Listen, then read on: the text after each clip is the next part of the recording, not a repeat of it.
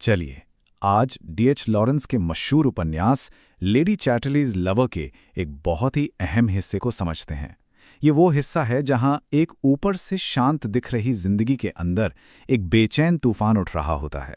हम lady Chatterley के उस गहरे संकट को करीब से देखेंगे जिसने उनकी पूरी दुनिया को हिलाकर रख दिया था। ये सवाल ये सीधा कोनी चैटरली की कहानी के दिल में उतरता है। देखिए, बाहर से तो उनकी जिंदगी एकदम परफेक्ट लगती है, लेकिन अंदर ही अंदर वो पूरी तरह से खोखली हो चुकी है। तो आइए इस खोखलेपन की गहराई को समझने की कोशिश करते हैं। उपन्यास के ये शब्द कोनी के मन की हालत को पूरी तरह बयां कर देते हैं। ये कोई मामूली बेचैनी नहीं है, ये एक पागलपन जैसा है जो उस पर हावी हो रहा है। एक ऐसा एहसास कि उसका अपना वजूद ही बिखर रहा है। तो सवाल ये है कि ये पागलपन जैसी बेचैनी आखिर महसूस कैसे होती है। चलिए देखते हैं कि कोनी का ये अंदरूनी संकट उसके शरीर और उसकी भावनाओं पर किस तरह कब्जा कर रहा था। ये सिर्फ कोई ख्याल नहीं था, ये एक हकीकत थी जिसे वो जी रही थी। देखिए, कोनी का ये अकेलापन सिर्फ उसके दिमाग में नहीं था, ये उसके शरीर में एक जहर की तरह फैल रहा था। उसके हाथ पैरों में ऐंठन, दिल की धड़कन का तेज हो जाना, वो असल में उस दुनिया से कटती जा रही थी जो उसे जिंदा होने का एहसास कराती थी। और इस सब की जड़ क्या थी? उसका पति क्लिफर्ड और उसकी दुनिया। उनकी जिंदगी सिर्फ किताबों और बड़े बड़े विचारों की एक बंजर दुनिया थी। उसमें कोई जोश, कोई असल जिंदगी का एहसास नहीं था। जैसा कि लॉरेंस लिखते हैं, ये शून्य से शून्य तक का सफर था। एक ऐसी जिंदगी जिसमें रूह के लिए कोई जगह ही नहीं बची थी। और फिर इस ठहरी हुई बेजान सी दुनिया में एक बाहरी इंसान की एंट्री होती है, माइकलिस।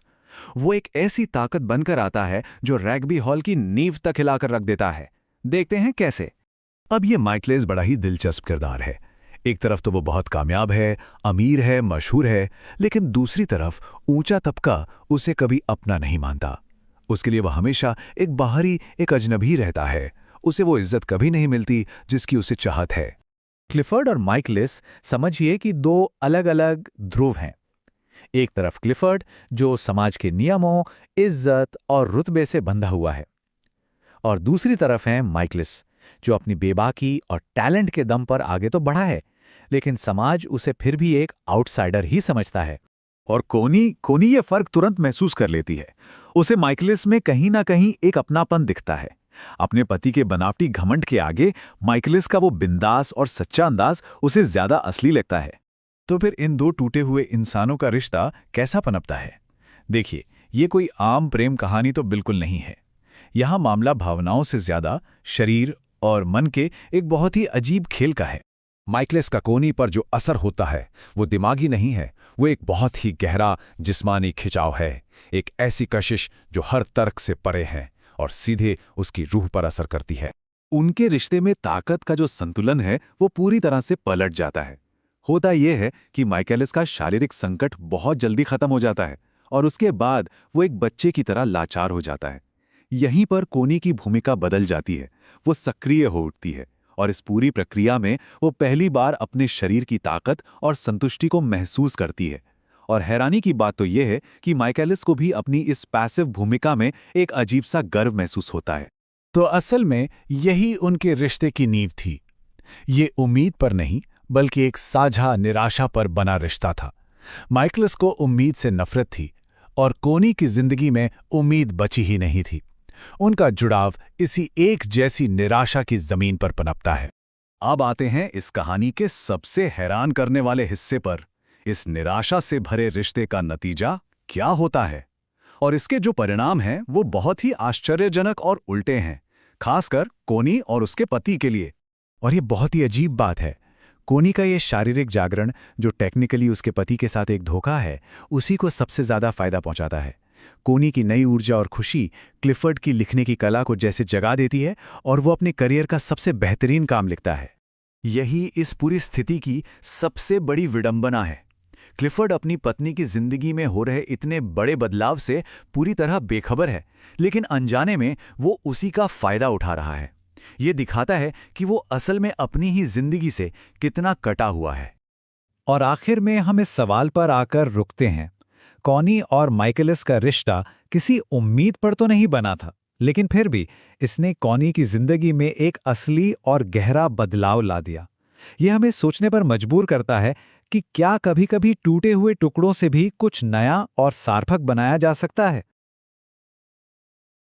तो लेडी चैटरलीज लवर को अक्सर लोग सिर्फ एक रोमांस की कहानी समझते हैं, लेकिन ये उससे कहीं ज्यादा है। इसके दिल में एक ऐसी तीखी फिलोसॉफिकल बहस छिड़ी हुई है जो आज भी उतनी ही जरूरी है। कहानी हमें रैग्बी हॉल ले जाती है, जहाँ कुछ बुद्धिजीवी इकट्ठा होते हैं और उनकी बातचीत से ये पता चलता है कि कैसे सिर्फ दिमाग से जीने की कोशिश हमें अंदर से बिल्कुल खोखला कर सकती है। चलिए इस जबरदस्त वैचारिक टक्कर में उतरते हैं और देखते हैं कि आखिर हुआ क्या। इस पूरी कहानी को हम देख रहे हैं कोनी चैटरली की नज़रों से, जो इस पूरे बहस को खामोशी से देख रही है, और ये शब्द उसकी भावनाओं को एकदम सटीक तरीके से बयां करते हैं। सोचिए, कहने को तो दुनिया में कितनी सारी संभावनाएं होती हैं, है ना? पर असल जिंदगी में हमारे रास्ते कितने सिमट कर रह जाते हैं। यही घुटन और निराशा का एहसास इस पूरी बातचीत की नींव रखता है। तो इस वैचारिक अखाड़े में आखिर है कौन कौन? ये हैं रैग्बी के विचारक, मतलब उस दौर के जिसे कहते हैं ना तेज तर्रार युवा बुद्धिजीवी। क्लिफर्ड चैटरली के ये कैम्ब्रिज के दोस्त एक शाम के लिए इकट्ठा तो हुए हैं, लेकिन उनकी बहस असल में उस पूरी पीढ़ी की सोच का आईना बन जाती है। तो चलिए एक एक करके इन किरदारों से मिलते हैं। एक तरफ है हैमंड, जो एक लेखक है। दूसरे हैं चार्ल्स में, जो भाई सितारों की दुनिया में ही खोए रहते हैं। और फिर आते हैं टॉमी ड्यूक्स, एक फौजी जो यहाँ बातों की जंग लड़ रहे हैं। और इन सब के बीच हमारी खामोश मेजबान कोनी चैटरली, जो सिर्फ सुन नहीं रही बल्कि हर किसी को, हर बात को अपने मन में तौल भी रही है। तो इन सब लोगों में कॉमन क्या है? वो है एक सोच, एक फलसफा, मानसिक जीवन का। मतलब इनके लिए इंसान की असली पहचान उसके विचारों से है, उसकी बुद्धि से। प्यार, पैसा, सेक्स, ये सब, अरे ये सब तो निजी और कह सकते हैं फालतू की बातें हैं। ये इनके क्लब का एक अनकहा नियम है। पर आज यही नियम टूटने वाला है। और इस पूरी बौद्धिक इमारत को गिराने के लिए, जानते हैं, सिर्फ एक चिंगारी काफी है। और वो चिंगारी है सेक्स पर एक बहस। क्या ये विचारों के लेन देन जैसा है, या फिर बस एक निजी काम जिसका कोई मतलब ही नहीं? बस यही एक सवाल और पूरी महफिल में जैसे आग लग जाती है। तो बहस शुरू होती है हैमंड के सीधे सवाल से, क्या सेक्स वाकई में अर्थहीन है? ये सवाल एक बम की तरह फटता है। ये सिर्फ एक सवाल नहीं है, ये उनके पूरे मानसिक जीवन वाले फलसफे पर एक सीधा हमला है। और अब दोस्तों के बीच की ये बातचीत एक जंग में बदलने वाली है। और यहाँ पर ना दो बिल्कुल अलग अलग दुनियाएं टकराती हैं। एक तरफ है हैमंड, जो कहते हैं कि सेक्स तो बस एक मशीनी काम है, एक शारीरिक जरूरत पूरी करने जैसा, जिसका कोई गहरा मतलब नहीं। और दूसरी तरफ है मे, जो इसे एक शारीरिक बातचीत कहते हैं, जहां लफ्ज नहीं बल्कि एहसास बात करते हैं। सोचिए, एक के लिए ये एक ठंडी मशीन है और दूसरे के लिए एक गर्मजोशी भरा जुड़ाव। और ठीक जब ऐसा लग रहा था कि ये बहस बस इन्हीं दो छोरों के बीच घूमती रहेगी, तब सीन में एंट्री होती है टॉमी ड्यूक्स की। और ड्यूक्स आते ही पूरा खेल बदल देते हैं। वो सिर्फ उनके तर्कों पर सवाल नहीं उठाते, नहीं, वो तो उनके पूरे जीने के तरीके को ही चुनौती दे देते हैं। अब ये लड़ाई सिर्फ विचारों की नहीं रह जाती, ये मन बनाम शरीर की हो जाती है। ड्यूक्स का तर्क बहुत ही दमदार है। वो कहते हैं, असली ज्ञान सिर्फ दिमाग से नहीं आता, वो तो पूरे शरीर से आता है, आपके पेट से, आपकी इंद्रियों से, ठीक उतना ही जितना आपके दिमाग से। ये बात उनके दोस्तों के उस सिर्फ दिमाग ही सब कुछ है वाले खोखले विचार पर एक जोरदार तमाचा थी। और अपनी बात को और अच्छे से समझाने के लिए ड्यूक्स एक जबरदस्त मिसाल देते हैं तोड़े हुए सेब की। वो कहते हैं कि सिर्फ दिमागी जिंदगी जीना ठीक वैसा ही है जैसे किसी सेब को पेड़ से तोड़ लेना। हाँ, कुछ देर के लिए वो सुंदर दिखेगा, ताज़ा दिखेगा, लेकिन वो अपनी जिंदगी के सोर्स से तो कट चुका है ना, अब उसका सड़ना तो तय है। क्या कमाल की तस्वीर खींची है उन्होंने, है ना? और अब हम आते हैं इस कहानी के सबसे दिलचस्प मोड़ पर, जहां ये सारे मर्द इतनी ऊंची ऊंची बातें कर रहे हैं, वहीं असली समझ उस खामोश महिला के पास है, जिस पर किसी का ध्यान ही नहीं है। तो चलिए अब कोनी की तरफ देखते हैं, जिसका नजरिया कोई सुन तो नहीं रहा, पर शायद वही सबसे ज्यादा मायने रखता है। हाँ, तो कोनी का क्या? इस एक छोटे से सवाल में ही पूरी बहस की सबसे बड़ी कमी छुपी है। इन मर्दों की इस इंटेलेक्चुअल दुनिया में एक औरत के तजुर्बे के लिए, उसके एहसास के लिए कोई जगह ही नहीं है। और यहीं पर कोनी की खामोशी उनके इतने शोर शराबे से ज्यादा ताकतवर हो जाती है। तो कोनी के मन में आखिर चल क्या रहा है? वो देख रही है कि कैसे उसकी मौजूदगी के बिना इनकी बातों में वो धार ही नहीं रहती। उसे इनके दिमाग मजेदार तो लगते हैं, पर उतने ही ठंडे, उतने ही बेजान भी। वो मन ही मन माइकलिस की ज्यादा इज्जत करती है, जिसे ये सब लोग छोटा समझते हैं। क्यों? क्योंकि वो सिर्फ बातें नहीं बनाता, वो जिंदगी को जीता है, महसूस करता है। कोनी को ऐसा लगता है कि ये लोग हमेशा जिंदगी के बारे में बात करते रहते हैं, पर जिंदगी को असल में कभी छूटे तक नहीं। और यहीं हम इस कहानी की सबसे बड़ी विडंबना पर पहुंचते हैं, जिसे हम कह सकते हैं बातों का अत्याचार। और सबसे दुखद बात जानते हैं क्या है? कि ड्यूक्स, जो इस बीमारी को इतनी अच्छी तरह से समझ रहा है, वो खुद भी उसी जाल में फंसा हुआ है। यही तो है एक बुद्धिजीवी का सबसे बड़ा ट्रैप। ड्यूक्स सबके सामने एक ऐसे इंसान का आदर्श रखते हैं जैसा वो बनना चाहते हैं। एक ऐसा इंसान जिसके पास एक अच्छा दिल हो, शरीर में जिंदा दिली हो, तेज दिमाग हो और हाँ, सच को सच कहने की हिम्मत भी हो। ये उस कमरे में बैठे सिर्फ दिमाग से जीने वाले आधे अधूरे इंसानों की सोच से कितना अलग है। लेकिन यहीं पर ड्यूक्स की असल ट्रेजेडी सामने आती है। इन ऊंचे आदर्शों के ठीक बाद वो खुद की सच्चाई भी बयां कर देता है।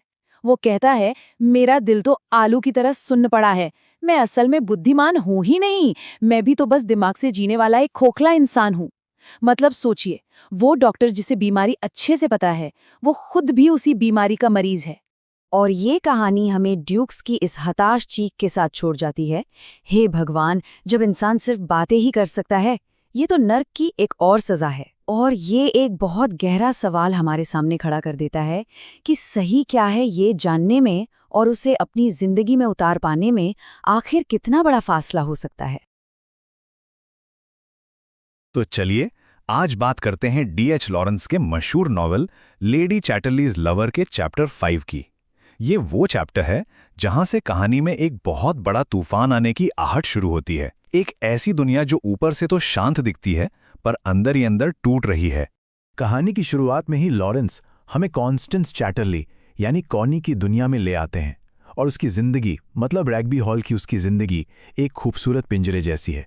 चारों तरफ हरियाली और शांति है, लेकिन बाहर जो इंडस्ट्री की दुनिया है उसका शोर और धुआं उसे लगातार ये याद दिलाता रहता है कि वो एक तरह से कैद में है। और ये एहसास, ये उसकी सोच पर पूरी तरह हावी है। अध्याय की शुरुआत होती है रग्बी एस्टेट से। ये एक ऐसी जगह है जो असल में दो अलग अलग दुनियाओं के टकराव का सेंटर है। ये सिर्फ एक जमीन का टुकड़ा नहीं, बल्कि एक युद्ध का मैदान है, जहां पुराना कुदरती इंग्लैंड नए मशीनी इंग्लैंड के खिलाफ एक हारी हुई लड़ाई लड़ रहा है।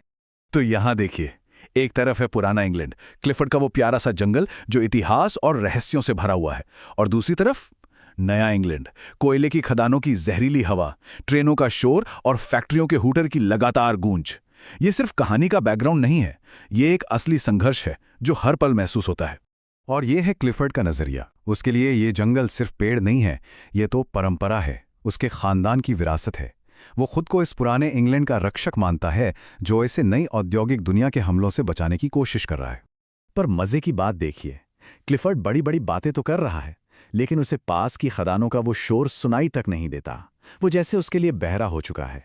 लेकिन कॉनी को वो हर एक आवाज चुभती है, और बस यहीं से दोनों के बीच की वो बढ़ती खाई साफ दिखने लगती है। एक आदमी जो अतीत में जी रहा है और एक औरत जो आज की कड़वी सच्चाई से भाग नहीं पा रही है। तो अब कहानी एक बिल्कुल नया और कह सकते हैं चौंकाने वाला मोड़ लेती है। बाहर की दुनिया से हटकर अब हम उनके रिश्ते के अंदर के ठंडेपन को देखते हैं, जहां क्लिफर्ड एक वारिस की कमी को पूरा करने के लिए एक बहुत ही अजीब और पूरी तरह से तर्क पर आधारित एक प्रस्ताव रखता है। क्लिफर्ड की शादी को लेकर सोच बहुत अलग है। उसके लिए शादी का मतलब कोई जुनून या प्यार नहीं, बल्कि बस एक आदत है, एक लंबी स्थिर पार्टनरशिप। उसकी दुनिया में फिजिकल अट्रैक्शन एक बहुत छोटी सी चीज है जिसे जिंदगी के लंबे सफर के लिए कंट्रोल किया जा सकता है। और इसी सोच से निकलता है उसका एकीकृत जीवन का आइडिया। मतलब वो मानता है कि हर चीज को एडजस्ट किया जा सकता है, यहां तक कि एक अफेयर को भी। बस शर्त यह है कि उनकी जो स्टेबल पार्टनरशिप है वो डिस्टर्ब ना हो। ये एक बेहद ठंडा और लॉजिकल नजरिया है जिसमें इमोशंस के लिए कोई जगह नहीं है। और फिर वो ये लाइन बोलता है, ये प्रस्ताव इतना ठंडा, इतना बेरुखी से कहा गया है कि कॉनी हिल जाती है। जरा ध्यान दीजिए, वो बच्चे को यह कह रहा है जैसे कोई चीज हो, एक इंसान नहीं, बल्कि रैग्बी के लिए बस एक वारिस पैदा करने का जरिया। कॉनी के लिए ये पल उनके रिश्ते के खोखलेपन को पूरी तरह से सामने ले आता है। और ठीक इसी मोड़ पर जब क्लिफर्ड की ये दिमागी दुनिया अपने चरम पर है, कहानी में एंट्री होती है एक ऐसे किरदार की जो उसका ठीक उल्टा है, गेमकीपर मिलर्स। ये दोनों आदमी जमीन आसमान का फर्क है। एक तरफ सर क्लिफर्ड, अमीर, पढ़ा लिखा और अपनी व्हील चेयर पर निर्भर, और दूसरी तरफ है मिलर्स, एक मजदूर, शारीरिक रूप से मजबूत और एक शांत आत्मविश्वास से भरा हुआ। वे जैसे पुरुष होने के दो बिल्कुल अलग अलग मॉडल हैं। मिलर्स की एंट्री भी कोई आम नहीं है।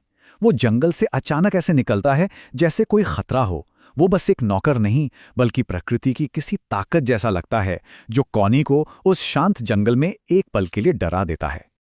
लेकिन पहले तो कॉनी चौंकती है, पर फिर उसे कुछ और भी महसूस होता है। वो उसकी आंखों में एक अजीब सी गहराई देखती है, दर्द, अकेलापन, पर कहीं एक हल्की सी गर्माहट भी। वो समझ जाती है कि इस आदमी के अंदर बहुत कुछ है जो उसके पति के सपाट स्वभाव से एकदम अलग है। तो क्लिफर्ड ने तो एक रास्ता सुझा दिया था कि किसी और से बच्चा कर लो, पर क्या ये कॉनी के अकेलेपन का इलाज है? अब कहानी हमें थोड़ा पीछे ले जाती है, कॉनी के एक पुराने अफेयर की तरफ, ये दिखाने के लिए कि सिर्फ जिस्म का रिश्ता भी क्यों काफी नहीं है। यहीं पर लॉरेंस कुतिया देवी यानी बिच गॉडेस का जिक्र करते हैं। ये क्या है? ये है कामयाबी, शोहरत और दिखावे की देवी। क्लिफर्ड और माइकलिस जैसे मर्दों के लिए दुनिया में नाम कमाने का जुनून ही सब कुछ बन गया है। वे शोहरत के लिए अपनी आत्मा तक को दांव पर लगा देते हैं। तो सवाल फिर वही आता है, क्या इस दुनिया का कोई आदमी जैसे कि कामयाब नाटककार माइकलिस कॉनी को वो दे सकता है जो क्लिफर्ड नहीं दे पाया? क्या शोहरत की दुनिया में डूबा एक प्रेमी उसके जीवन में जुनून की कमी को पूरा कर सकता है? और इसका जवाब मिलता है एक बहुत ही क्रूर नहीं में। एक बहुत ही नाजुक पल में जब कॉनी जुड़ाव महसूस कर रही होती है, माइकलिस उस पर यह ताना कसता है। वो उस पर अपने ही यौन अनुभव को कंट्रोल करने का इल्जाम लगाता है, जो उनके बीच की गहरी दूरी को दिखाता है। इन शब्दों का असर बहुत बहुत गहरा होता है। लॉरेंस लिखते हैं कि ये कॉनी की जिंदगी पर एक जानलेवा वार जैसा था। ये सिर्फ बेइज्जती नहीं थी, इसने उसके अंदर की औरत को, उसके जुड़ाव महसूस करने की ताकत को ही जैसे खत्म कर दिया। इसने जुनून के पूरे विचार को ही एक भद्दा मजाक बना दिया। और बस यही कॉनी अपनी जिंदगी की असलियत को समझ जाती है। क्लिफर्ड के साथ उसका जो एकीकृत जीवन है, वो बस खोखले शब्द हैं, एक ऐसा दिखावा जो एक गहरे खालीपन को ढकता है। और माइकलिस जैसे मर्दों के साथ जुनून का रास्ता भी उतना ही खाली और क्रूर है। दोनों ही रास्ते कहीं नहीं जाते। तो ये चैप्टर हमें एक बहुत बड़े सवाल के साथ छोड़ जाता है। कॉनी दो नाकाम दुनियाओं के बीच फंस गई है। एक तरफ उसके पति की बेजान दिमागी दुनिया और दूसरी तरफ उसके प्रेमी की क्रूर जिस्मानी दुनिया। तो ऐसे में एक आत्मा सुकून और सच्चा जुड़ाव पाने के लिए कहां जाए? यही सवाल इस नॉवेल की जान है। D.H. लॉरेंस का नॉवेल लेडी चैटरलीज लवर, इसमें एक बहुत ही अहम हिस्सा है, एक ऐसा मोड़ जहां कहानी की नायिका कॉन्स्टेंस चैटरली एक गहरे पर्सनल क्राइसिस से गुजरती है। आज हम उसी एक चैप्टर को, उसी एक लम्हे को बहुत करीब से समझने वाले हैं। चलिए कहानी की शुरुआत सीधे कोनी की उस गहरी निराशा से करते हैं। लॉरेंस हमें उसके मन के अंदर ले जाते हैं, जहां बस एक ही सवाल गूंज रहा है, क्या उम्मीद बची थी? यही एक सवाल उसके पूरे संकट की, कह सकते हैं कि, बुनियाद है। और यहीं से हमें उसकी नाउम्मीदी की गहराई का अंदाजा होता है।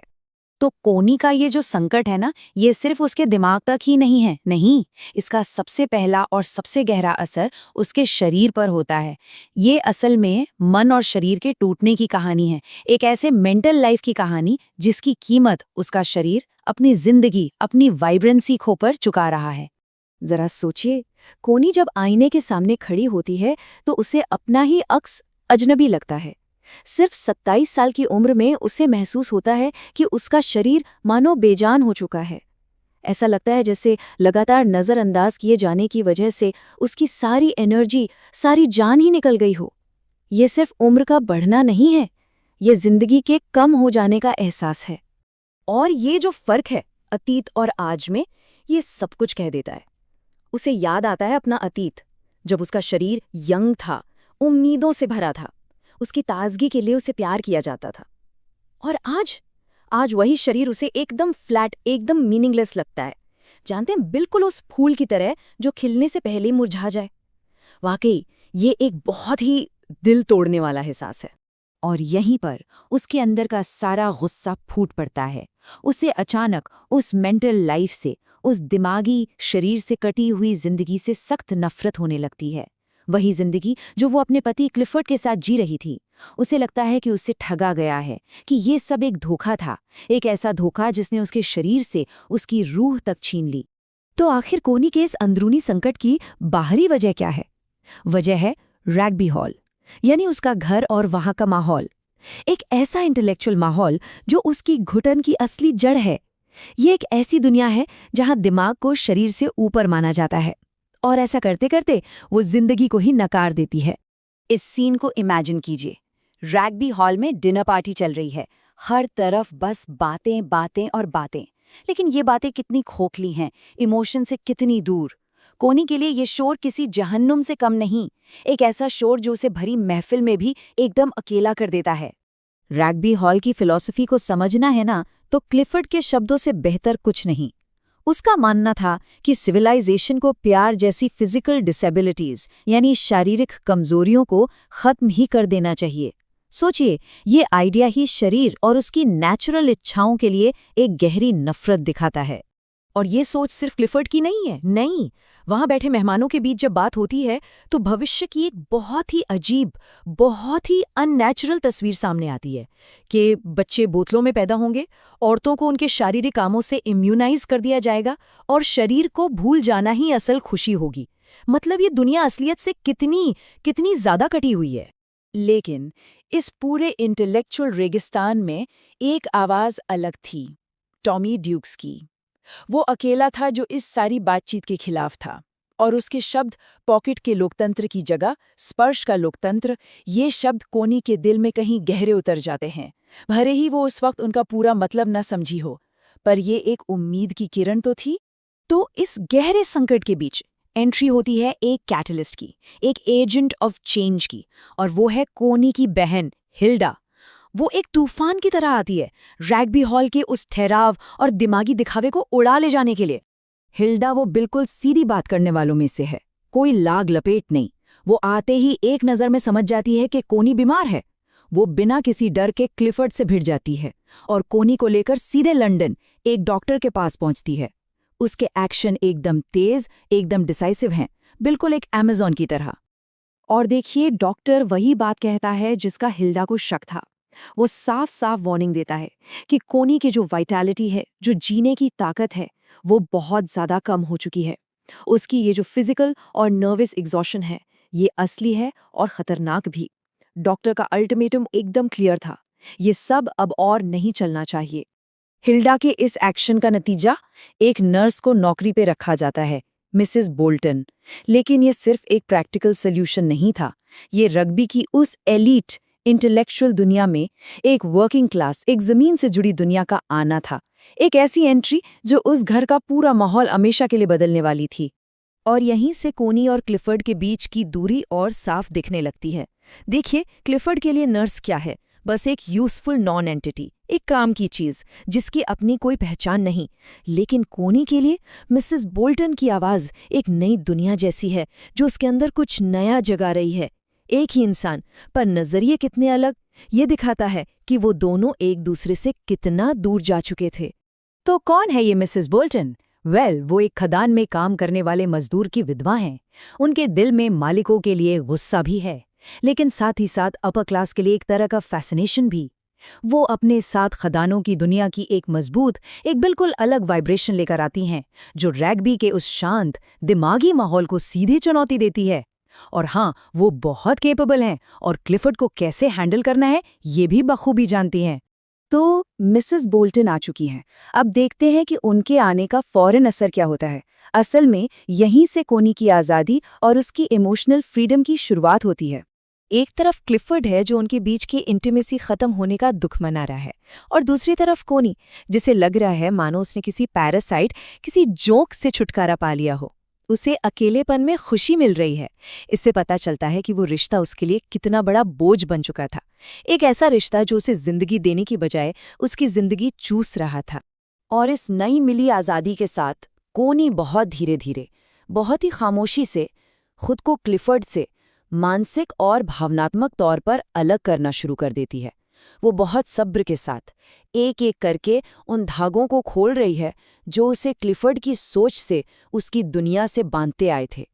तो ये चैप्टर कोनी को एक बहुत ही क्रिटिकल मोड़ पर लाकर छोड़ता है। ये तो तय है कि वो अपनी पुरानी घुटन वाली जिंदगी के सारे बंधन तोड़ रही है, पर सबसे बड़ा सवाल अब ये है कि इन टूटे हुए धागों की जगह वो अपनी जिंदगी में क्या नया बुनेगी। यही वो सवाल है जो हमें इस नॉवेल में आगे क्या होने वाला है उसके लिए तैयार करता है। चलिए आज बात करते हैं लेडी चैटलीज लवर के एक बहुत ही जरूरी हिस्से की। ये सिर्फ एक कहानी नहीं है, बल्कि आज के जमाने की जो एक नाउमीदी है, जो एक खालीपन है, उसे समझने की एक बहुत ही गहरी कोशिश है। और इस पूरी कहानी की जो जड़ है ना, वो इस एक लाइन से शुरू होती है। सारे महान शब्द अब आधे मर चुके थे और दिन ब दिन मर रहे थे। सोचिए, ये लाइन एक ऐसी दुनिया की तस्वीर खींचती है जहां शब्दों के मतलब के कोई मायने ही नहीं बचे हैं। तो ये कहानी दरअसल एक ऐसी दुनिया में मतलब को फिर से ढूंढने की है, एक ऐसी दुनिया जहां कुछ भी असली, कुछ भी रियल महसूस नहीं होता। और शायद ये एक ऐसी खोज है जो आज भी उतनी ही सच्ची लगती है। ठीक है, तो सबसे पहले चलते हैं इसी मृत शब्दों की दुनिया में, जहां हम देखेंगे कि कैसे भाषा और आपसी रिश्ते सब कुछ बिखर रहा है। कहानी की जो हीरोइन है कॉनी, वो अपने दोस्त टॉमी ड्यूक से एक बहुत ही सीधा सा लेकिन बहुत ही गहरा सवाल पूछती है। वो पूछती है, आजकल मर्द और औरतें एक दूसरे को सच में पसंद क्यों नहीं करते? और बस यहीं से इस पूरे अध्याय की जो असल बहस है वो शुरू हो जाती है।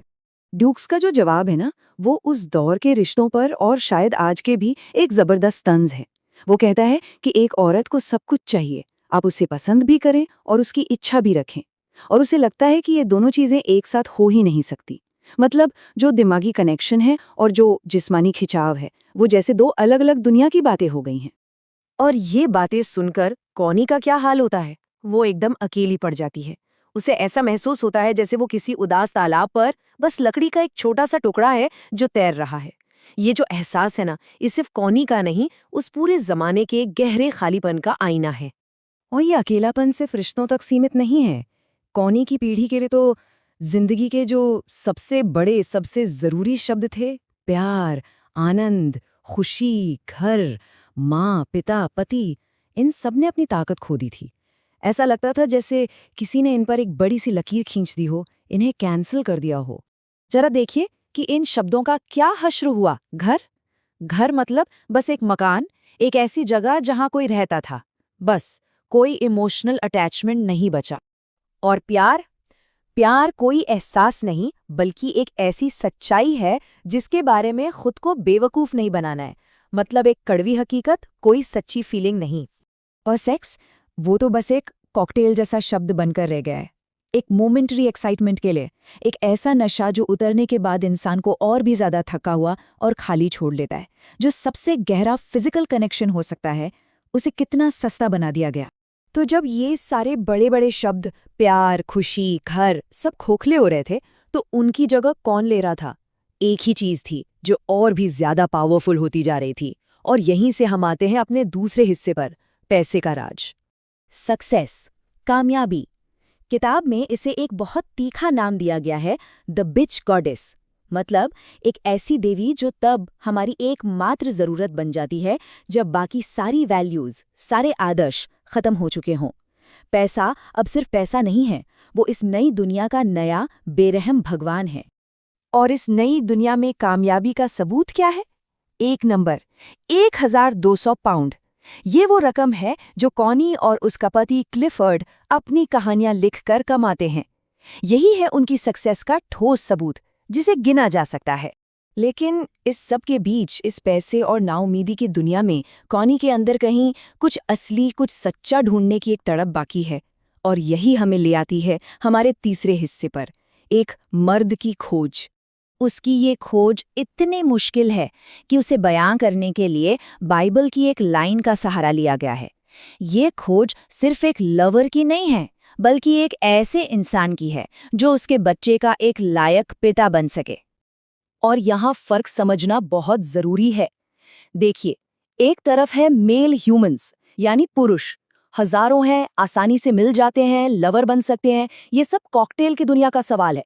लेकिन दूसरी तरफ है एक मैन, एक मर्द, जिसे ढूंढना लगभग नामुमकिन है, जो सिर्फ प्रेमी नहीं बल्कि एक बच्चे को दुनिया में ला सके। ये सवाल आत्मा का सवाल है। और अब कहानी में एक जबरदस्त मोड़ आता है। अभी तक हम शब्दों और दिमाग की बंजर दुनिया में थे। अब हम वहां से निकलकर एक बिल्कुल फिजिकल, एक अचानक होने वाले अनुभव की तरफ बढ़ते हैं। हमारा चौथा हिस्सा, जीवन का एक दर्शन। बस इमेजिन कीजिए, पुराने जंगल की गहरी खामोशी। यही माहौल है, यही वो स्टेज है जहां कॉनी की जिंदगी का एक बहुत अहम पल घटने वाला है। एक ऐसा पल जो सब कुछ बदलने की ताकत रखता है। और वो पल क्या है? वो गेमकीपर मेलस को नहाते हुए देखती है, और ये देखना उसके लिए कोई आम बात नहीं। ये एक विजनरी एक्सपीरियंस था, एक ऐसा अनुभव जिसने उसके दिमाग को नहीं, सीधा उसके शरीर के बीचों बीच चोट की थी। ये सोची समझी बात नहीं थी, ये एक गहरी फिजिकल रिएक्शन थी। लेकिन उसका दिमाग, उसका जो क्लास वाला घमंड है, वो फौरन इस अनुभव को छोटा करने की कोशिश करता है। वो सोचती है, एक आदमी पिछवाड़े में नहा रहा है, वो भी किसी बदबूदार पीले साबुन से। यहाँ शरीर कुछ महसूस कर रहा है और दिमाग उसे नीचा दिखाने में लगा है। ये लड़ाई साफ दिखती है। और ये जो नया अनुभव है, ये कॉनी और उसकी जो अपनी दुनिया है, उसके बीच एक बहुत बड़ी दरार पैदा कर देता है। और इस दुनिया का सबसे बड़ा सिंबल है उसका पति क्लिफर्ड। और यहीं हम पहुंचते हैं अपने आखिरी हिस्से पर, द ग्रेट डिवाइड, यानी महान विभाजन। कॉनी बहुत धीरे से, बहुत हिचकिचाते हुए क्लिफर्ड से बात करने की कोशिश करती है। वो उस गेमकीपर के बारे में कहती है, वो लगभग एक जेंटलमैन जैसा लगता है। वो एक तरह से अपने इस नए अनुभव और क्लिफर्ड की दुनिया के बीच एक छोटा सा पुल बनाने की कोशिश कर रही है। और क्लिफर्ड का जवाब उस पुल को बनने से पहले ही तोड़ देता है। वो जो कहता है, उससे उन दोनों के बीच की खाई और गहरी हो जाती है। उसकी सोच एकदम साफ है। ये लोग कुछ सीख भी लें तो भी इनका कुछ नहीं हो सकता। इन्हें अपनी पुरानी जगह पर ही लौटना पड़ता है। ये उसकी एकदम पत्थर जैसी क्लास बेस्ड सोच को दिखाता है। और बस यहीं पर यह अध्याय हमें एक बहुत बड़े सवाल के साथ छोड़ जाता है। सवाल ये है कि जब दिमाग और इंटेलेक्ट फेल हो जाए, जब शब्द मर जाएं, तो क्या जिंदगी की एक सादी सी, फिजिकल सी झलक एक बिल्कुल नई दुनिया बनाने के लिए काफी हो सकती है? ये एक ऐसा सवाल है जो शायद आज हमारे लिए और भी ज्यादा जरूरी हो गया है। D.H. लॉरेंस के मशहूर उपन्यास लेडी चैटरलीज लवर का एक ऐसा अध्याय जो कहानी से कहीं ज्यादा है। ये एक जिंदगी के बदलने का, कह सकते हैं, पहला कदम है। हम बात कर रहे हैं अध्याय 8 की, जहां एक दबी हुई आत्मा और एक मुरझाया हुआ शरीर धीरे धीरे पिघलना शुरू होता है। तो शुरुआत करते हैं कोनी चैटरली की इस एक सोच से। देखिए, ये कोई सिर्फ आध्यात्मिक बेचैनी नहीं है, ये एक बहुत ही गहरी फिजिकल, एक शारीरिक हताशा है। वो एक ऐसे पुनर्जन्म को तरस रही हैं जिसे सिर्फ महसूस न किया जाए बल्कि जिया जा सके, जिसे छुआ जा सके। ये आत्मा की नहीं बल्कि शरीर के जागने की एक पुकार है। अच्छा, तो सबसे पहले हमें उस दुनिया को समझना पड़ेगा जहां कोनी फंसी हुई है, कैद हैं। और वो दुनिया है रैग्बी हॉल, एक ऐसी जगह, सोचिए, जहां बाहर की धूप और ताज़ा हवा तक नहीं पहुंच पाती।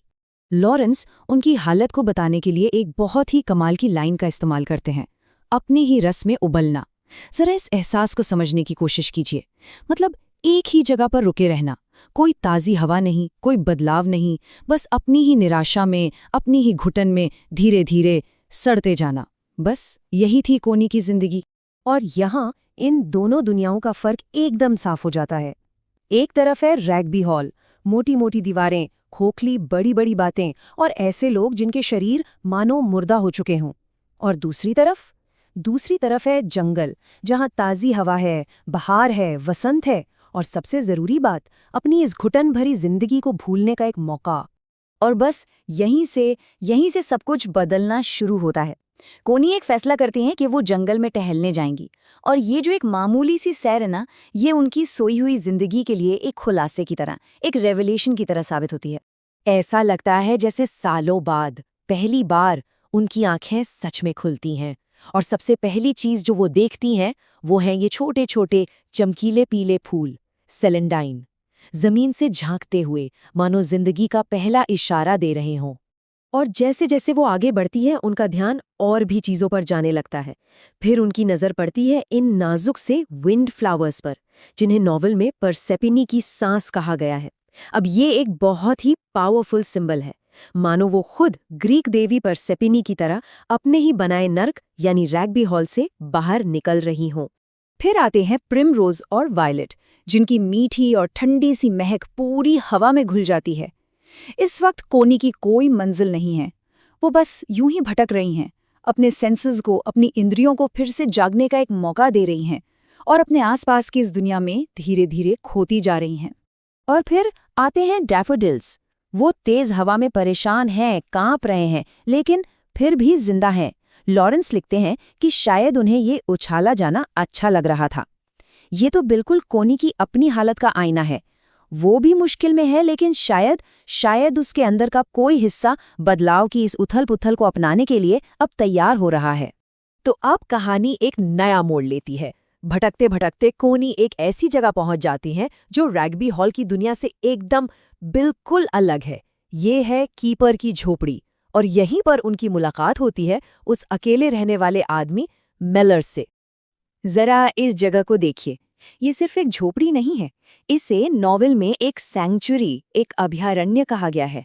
रैग्बी हॉल की वो जो किताबों और बातों की दुनिया थी ना, उससे बिल्कुल अलग ये काम करने की, चीजें बनाने की दुनिया है। यहाँ जिंदगी का एक मतलब है, एक मकसद है, एक गर्माहट है। और इस अभयारण्य के बीच में है गेमकीपर, मिलर्स और उसका गहरा अकेलापन। वो हर तरह के इंसानी कांटेक्ट से दूर भागता है।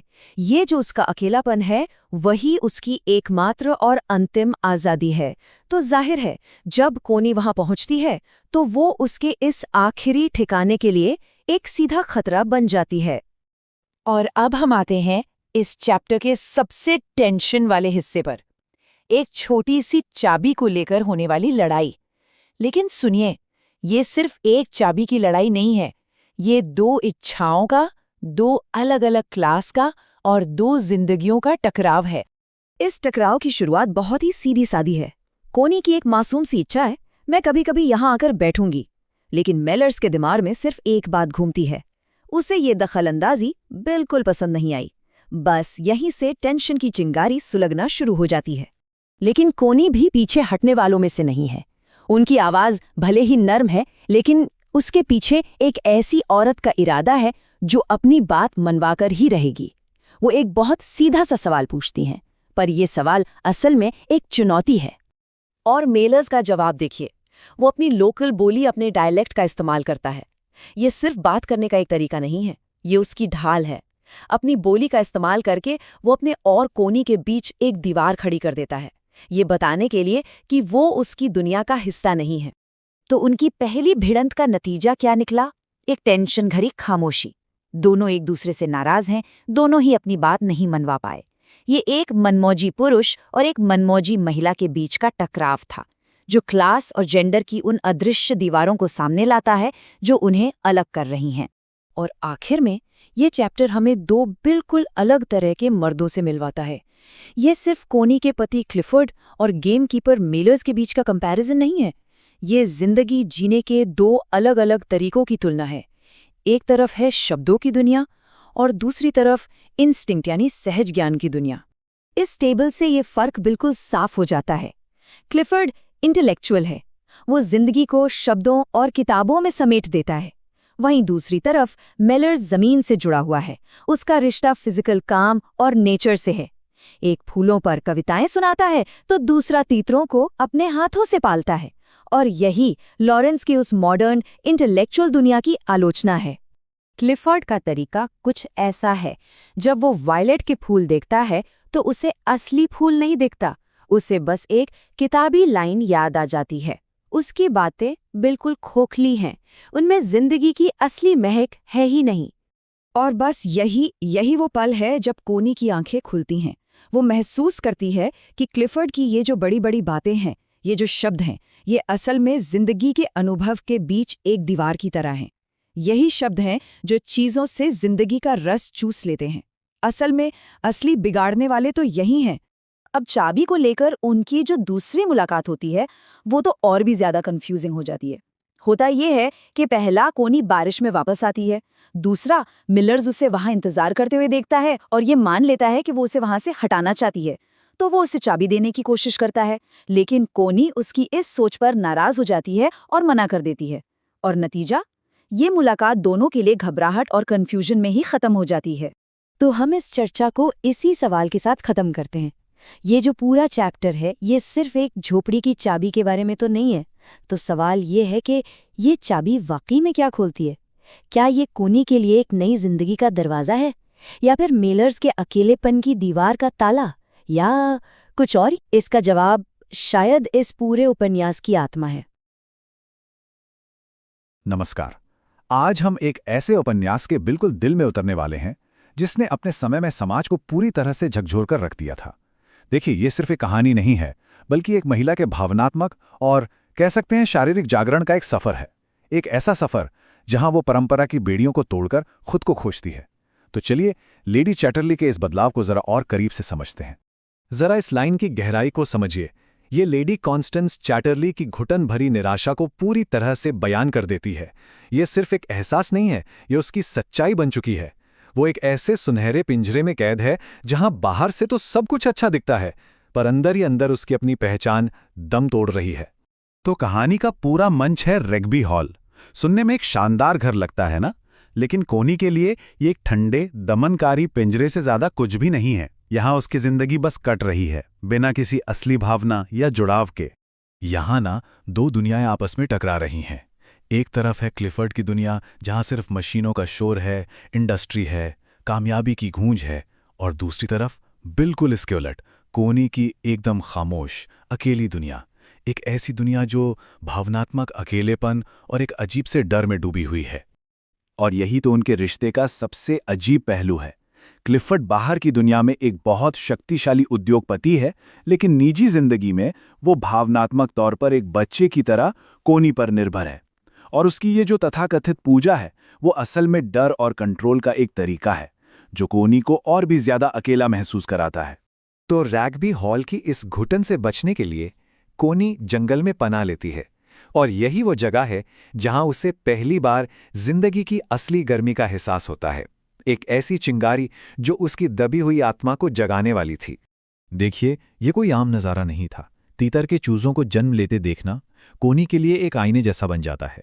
इन छोटे निडर जीवों में वो उस शुद्ध, उस प्राकृतिक जीवन शक्ति को देखती है जिससे वो खुद पूरी तरह से कट चुकी है, और ये एहसास उसके अंदर एक भावनात्मक तूफान खड़ा कर देता है। कोने की ये जो अंदरूनी प्रतिक्रिया है, वो उस पल की गहराई को दिखाती है। वो सिर्फ एक चूजा नहीं है, वो उम्मीद की एक किरण है। इस बात का सबूत है कि रग्बी हॉल की ठंडी दीवारों के बाहर भी एक जिंदा जीती जागती दुनिया है जो उसे पुकार रही है। और बस यही कहानी में एंट्री होती है गेमकीपर मिलर्स की। उनके रिश्ते की शुरुआत शारीरिक आकर्षण से होती है, पर इसका असली मतलब कोनी के अंदर जो गहरे बदलाव हो रहे थे उसमें छिपा है। समझने वाली बात यह है कि उनका पहला संबंध भावुक या रोमांटिक नहीं था। वो कोनी के लिए सालों के तनाव और अकेलेपन से एक शांत मुक्ति जैसा था, एक ऐसी राहत जिसने उसे लगभग बेहोशी की हालत में पहुंचा दिया था। लेकिन दूसरी मुलाकात वो बिल्कुल अलग थी। ये अचानक हुई और इसने कोनी के अंदर एक असली शारीरिक और भावनात्मक चेतना जगा दी। ये सिर्फ राहत नहीं थी, ये एक सच्चा जागरण था जहां दोनों एक दूसरे को महसूस कर रहे थे। चलिए अब इस पर आते हैं कि ये सब कुछ कोनी के अंदर कैसे एक बदलाव ला रहा है। उसका पूरा ध्यान अब मिलर्स के साथ अपने रिश्ते से पैदा होने वाली नई भावनाओं और संघर्षों पर टिक जाता है। अब कोनी एक चौराहे पर खड़ी है।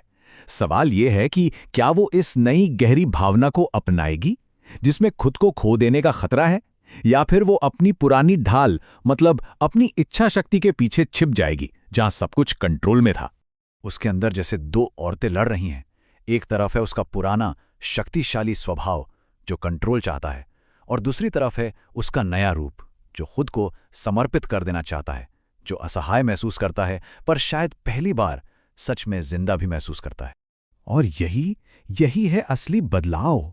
कोनी के लिए जुनून कोई नई चीज नहीं है, लेकिन किसी के लिए पूरी तरह से समर्पित हो जाने की ये भावना, ये आराधना, ये नई है और डरावनी भी। उसने हमेशा खुद को इस कमजोरी से बचाया है, लेकिन अब वो इसी में डूब रही है। लेकिन उनकी ये नाजुक दुनिया महफूज नहीं है। अब हम उन बाहरी ताकतों पर नजर डालते हैं जो कॉनी और मेलर्स के इस निजी रिश्ते के लिए सीधा सीधा खतरा पैदा करती हैं। कहानी का असली विलेन कोई इंसान नहीं है, बल्कि ये द्वेषपूर्ण चीज है। ये मेलर्स का तरीका है उस औद्योगिक दुनिया को बताने का, एक ऐसी दुनिया जो भावनाओं और प्रकृति को कुचल देती है, और इसका डर आज भी उतना ही सच लगता है। मेलर्स के ये शब्द साफ साफ बताते हैं कि आधुनिक दुनिया उनके रिश्ते पर किस तरह एक खतरे की तरह मंडरा रही है। उनकी कोमलता और उनका ये जो नाजुक सा संबंध है, वो इस लोहे की दुनिया के सामने बहुत कमजोर है। और ये जो एक अनजाना सा खतरा था, वो बहुत जल्द असली बन जाता है। जब श्रीमती बोल्टन मेलर्स को देख लेती है तो राज खुल जाता है। अब ये सिर्फ एक अंदरूनी एहसास नहीं, बल्कि एक असली खतरा है जो उन दोनों को समाज के सामने लाकर खड़ा कर सकता है। और हम आपको इसी एक सवाल के साथ छोड़ जाते हैं। एक ऐसी दुनिया में जो मशीनों और लालच से चलती है, क्या कोनी का ये नया जागरण, ये कोमल सा रिश्ता जिंदा रह पाएगा? यही सवाल इस उपन्यास के बिल्कुल केंद्र में है और हमें सोचने पर मजबूर करता है। तो चलिए आज शक्ति, वर्ग और पहचान की एक बड़ी उलझी हुई कहानी को समझते हैं। और मजे की बात यह है कि ये सब कुछ एक ही चैप्टर के अंदर होता है, जिसमें एक इंसान और पूरी इंडस्ट्री दोनों का कायापलट हो जाता है।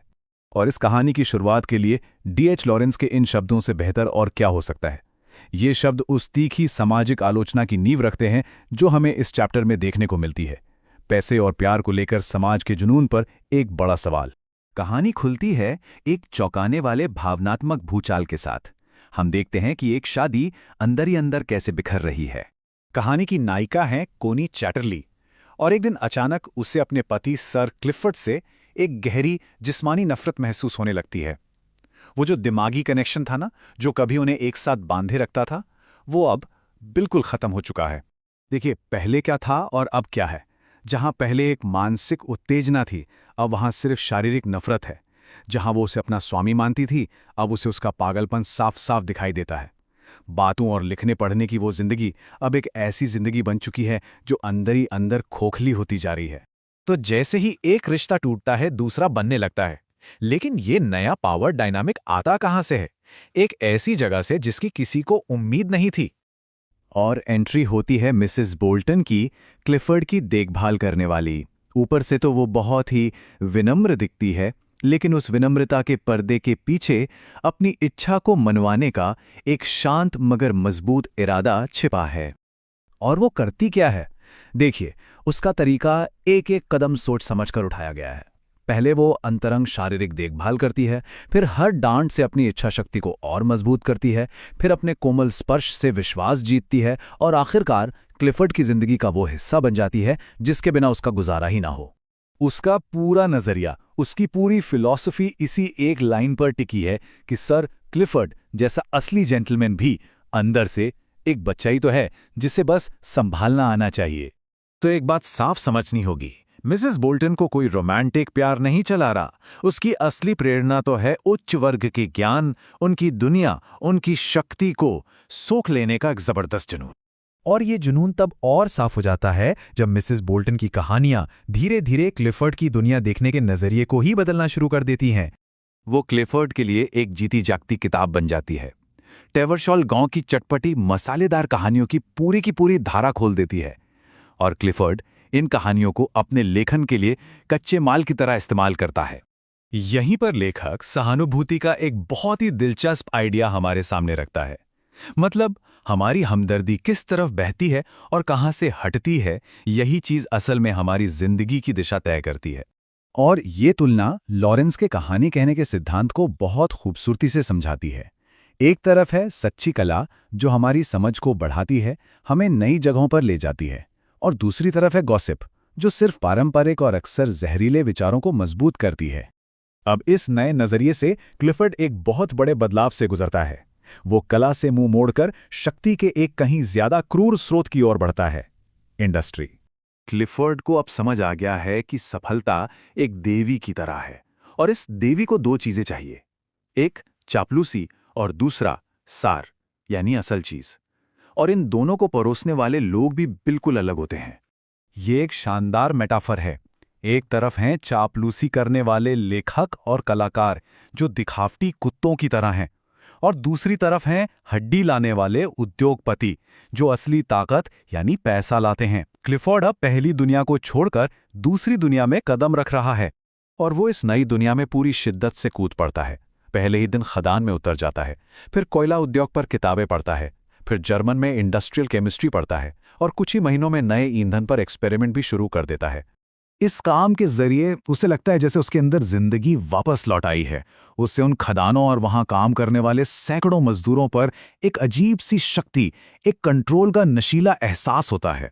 और जाहिर है क्लिफर्ड के इस औद्योगिक पुनर्जन्म का असर घर के माहौल पर भी पड़ता है।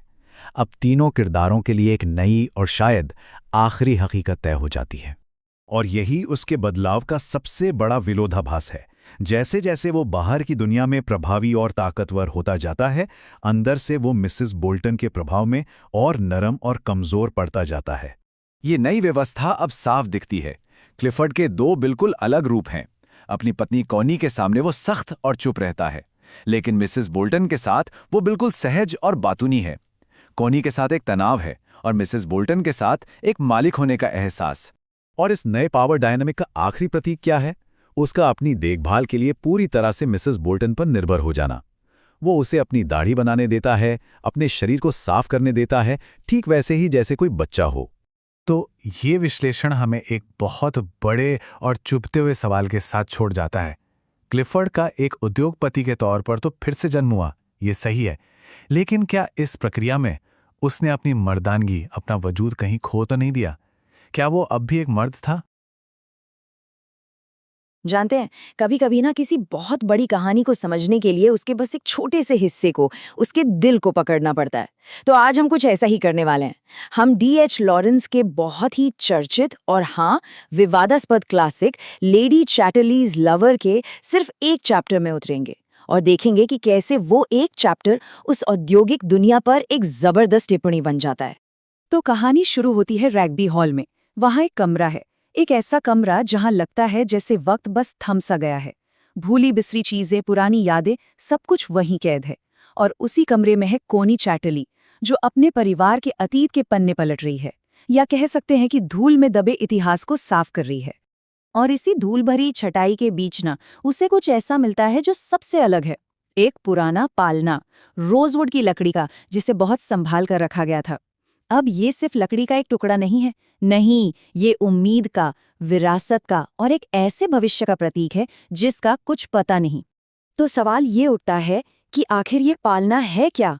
क्या ये एक नए जीवन की उम्मीद है या फिर एक खत्म होते हुए खानदान का ताबूत?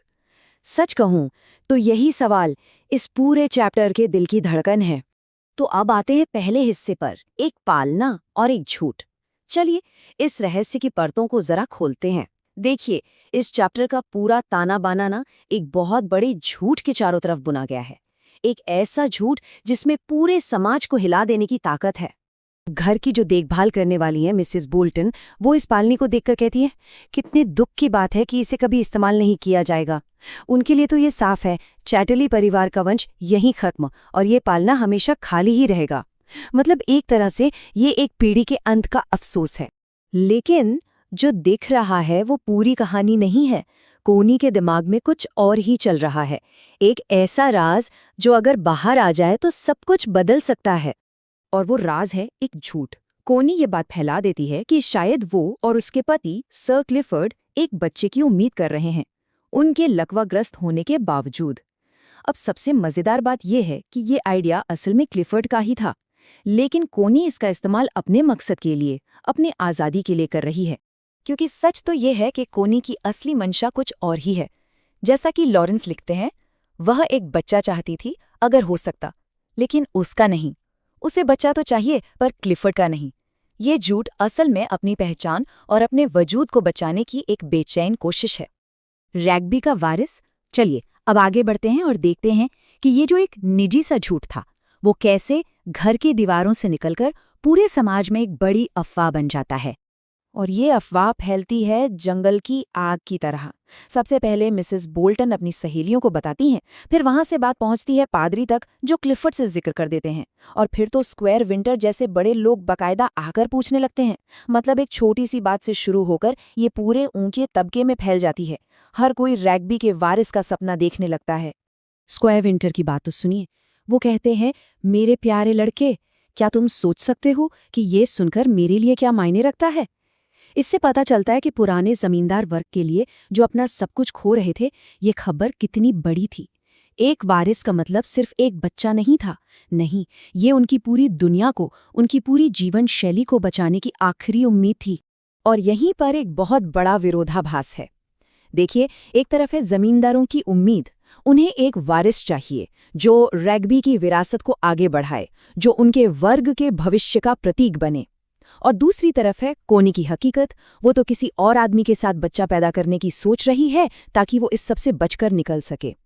एक झूठी उम्मीद पर पूरा समाज जश्न मना रहा है और असली सच कहीं और ही है। अब इस कहानी का कैनवस बड़ा होता है। इंग्लैंड पुराना बनाम नया।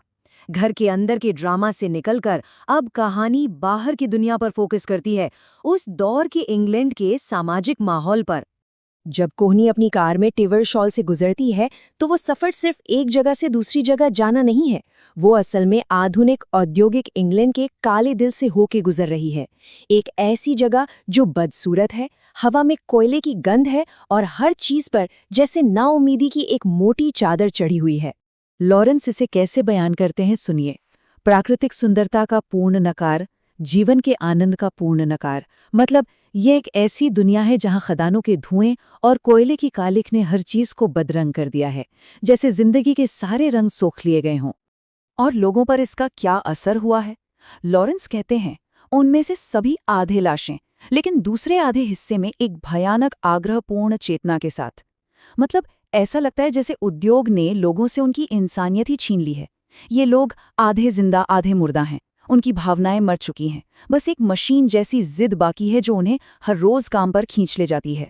ये नया इंग्लैंड एक अधोलोक है। यह एक अधोलोक था और पूरी तरह से अथाह। एक ऐसी दुनिया जिसे समझना मुश्किल है, जिसने पुरानी हरे भरे जिंदा दिल इंग्लैंड को पूरी तरह से निगल लिया है। कौनी इस दुनिया को पहचान नहीं पाती, और सच कहें तो वो इससे डरती है। तो सवाल ये है कि इस औद्योगिक बदलाव की मानवीय कीमत क्या थी? लोगों को क्या चुकाना पड़ा? चलिए इसी पर बात करते हैं। लॉरेंस एक पूरी प्रक्रिया बताते हैं कि कैसे एक इंग्लैंड दूसरे को मिटा रहा था। देखिए, अतीत में क्या था? शिपली हॉल जैसी बड़ी बड़ी हवेलियां थी जो शान का प्रतीक थी। वर्तमान में क्या हो रहा है? वही खदानें जिन्होंने इन हवेलियों को अमीर बनाया, अब उसी जमीन को रहने लायक नहीं छोड़ रही हैं। और भविष्य ये है कि फ्रिचली और शिपली जैसी हवेलियों को तोड़ा जा रहा है और उनकी जगह लाल ईंटों के एक जैसे दिखने वाले विला बन रहे हैं। मतलब औद्योगिक इंग्लैंड धीरे धीरे पुराने कृषि वाले इंग्लैंड को खत्म कर रहा है। और ये सिर्फ जमीन की बात नहीं है, ये लोगों की भी बात है। खदान का निशान उनके शरीर पर दिखता है। जमीन के नीचे काम करने से उनके चेहरे भूरे पड़ गए हैं, कंधे अजीब से हो गए हैं, गर्दन हमेशा झुकी रहती है जैसे खदान की छत से बच रहे हों।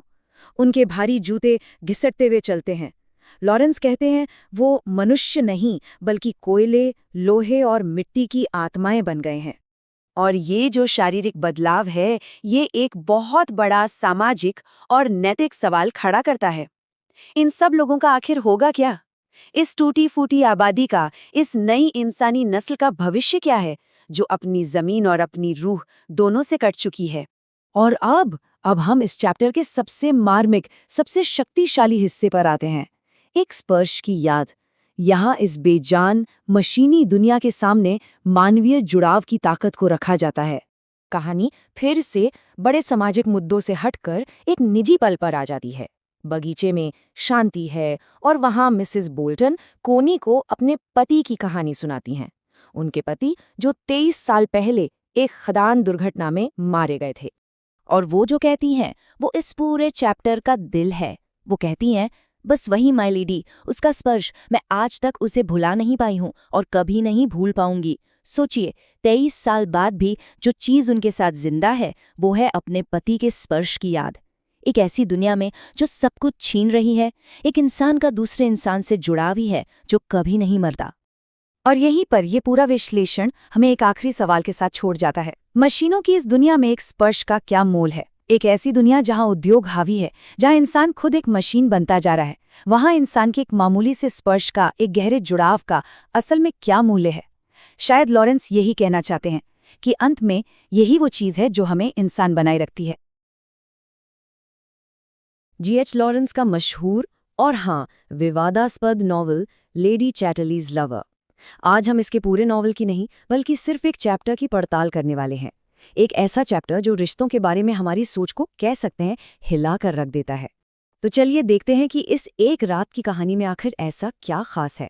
चैप्टर की शुरुआत ही होती है इस बेहद बेबाक लाइन से जो सीधे मुद्दे की जड़ पर चोट करती है, और यहीं से, बस यहीं से रिश्तों की उन परतों को कुरेदने का काम शुरू होता है जिन्हें अक्सर देखा नहीं जाता।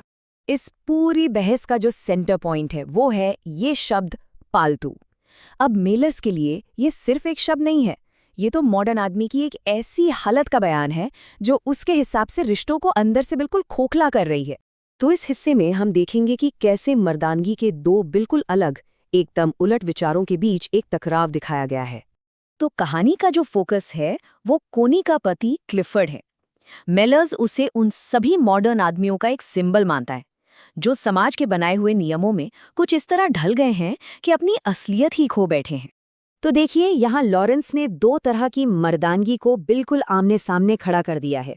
एक तरफ है क्लिफर्ड का टाइप, जिसे पालतू और थोड़ा कह लीजिए औरतों जैसा बताया गया है, और दूसरी तरफ है मिलर, जो एकदम जोशीला और जंगली है। तो ये सिर्फ दो इंसानों की बात नहीं है, नहीं, ये तो दो अलग अलग दुनियाओं की, दो अलग अलग सोच की सीधी टक्कर है। अब आगे बढ़ते हैं और देखते हैं कि कैसे ये बहस एक बहुत ही पावरफुल सिंबॉलिक एक्ट में तब्दील हो जाती है। कहानी में ये तस्वीर सिर्फ एक तस्वीर नहीं है, ये मिलर्स के उस अतीत का प्रतीक है जिसने उसे अंदर तक तोड़ दिया है। एक ऐसा अतीत जिसका सामना किया जाना अब बहुत जरूरी हो गया है। कोनी का ये सीधा सा सवाल एक चिंगारी का काम करता है। वो मिलर्स से सिर्फ एक सवाल नहीं पूछ रही है, वो उसे चैलेंज कर रही है कि वो अपने अतीत का सामना करे, उससे भागे नहीं। और ये जो पूरा प्रोसेस है ना, ये किसी रस्म की तरह है। वो बस तस्वीर को उठाकर फेंक नहीं देता, नहीं, वो उसे बहुत सोच समझकर एक एक करके नष्ट करता है। हर एक कदम मानो अतीत से एक और धागा तोड़ने जैसा है। इससे पता चलता है कि ये उसके लिए कितना पर्सनल और जरूरी है। तस्वीर को जलाना सिर्फ एक चीज को खत्म करना नहीं है, ये अपने ही पुराने रूप को, एक दंभी आदमी और एक धमकाने वाली औरत के रिश्ते को पूरी तरह से नकारना है। ये एक नाकाम रिश्ते के इतिहास से खुद को जबरदस्ती अलग करने जैसा है। अब इस एक एक्ट के बाद मिलर्स अपनी कहानी सुनाना शुरू करता है, एक ऐसी कहानी जो उसके दुनिया देखने के नजरिए का सबूत है। तो सबसे पहले बात होती है उसके अतीत की पहली औरत की, जो एक इंटेलेक्चुअल साथी थी। उसका पहला रिश्ता सिर्फ और सिर्फ दिमागी था, मतलब घंटों दुनिया जहान की बातें होती थीं, लेकिन जब बात फिजिकल कनेक्शन की आती तो वो कोसों दूर थे। ये एक अजीब सा अधूरापन था, जहां बातें तो जुड़ती थीं पर शरीर नहीं। और ये एक लाइन सब कुछ कह देती है। उनके रिश्ते की जो सबसे बड़ी दीवार थी वो थी फिजिकल इंटिमेसी, एक ऐसी चीज जिसे वो औरत सिरे से नकार देती थी। अब आते हैं उसकी जिंदगी की दूसरी औरत पर, जिसके साथ रिश्ता और भी ज्यादा कॉम्प्लिकेटेड था। यहाँ प्यार और दुलार तो था, लेकिन वो एक तरह से कंट्रोल करने का जरिया था। फिजिकल इंटीमेसी एक हथियार की तरह बन गई थी, जिसका इस्तेमाल सिर्फ तब होता था जब वो चाहती थी। ये लाइन उस गहरे रिजेक्शन और गुस्से को दिखाती है जिसका सामना मिलर्स को करना पड़ा। यहाँ प्यार नहीं था, बल्कि एक कड़वाहट थी जो धीरे धीरे पूरे रिश्ते में जहर घोल रही थी। और आखिर में तीसरी औरत, यानी उसकी अपनी पत्नी, जिसके साथ रिश्ता फिजिकल तो था, लेकिन इमोशनली पूरी तरह से खाली था। तो ये जो तीसरा रिश्ता था, इसमें फिजिकल कनेक्शन तो था, लेकिन वो एक तरफा था। उसमें कोई आपसी कोमलता या जुड़ाव नहीं था। ये सिर्फ एक मैकेनिकल, एक सेल्फिश एक्ट था, जहां दूसरे की भावनाओं की कोई जगह ही नहीं थी।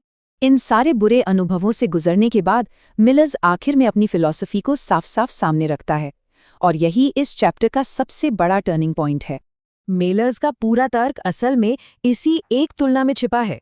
उसके लिए ठंडे दिल का सेक्स मौत और बेवकूफ़ी की वजह है, जबकि गर्मजोशी भरा प्यार जिसमें कोमलता हो वही जिंदगी का असली मतलब है।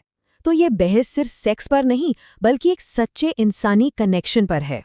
और अब हम पहुंचते हैं आखिरी हिस्से में, जो इस चैप्टर की फिलॉसफी का निचोड़ है। एक बहुत नाजुक नई शुरुआत की तस्वीर। सुबह के इस एकदम शांत लम्हे में कोनी का देखने का नजरिया पूरी तरह बदल गया है। अब वो मेलर्स को वासना की नज़र से नहीं, बल्कि एक तरह की श्रद्धा और हैरानी से देख रही है। उनके बीच अब एक नई गहरी समझ पैदा हो चुकी है। और ठीक तभी फैक्ट्री के हूटर की आवाज आती है, जो उनकी उस निजी खूबसूरत दुनिया को तोड़ देती है।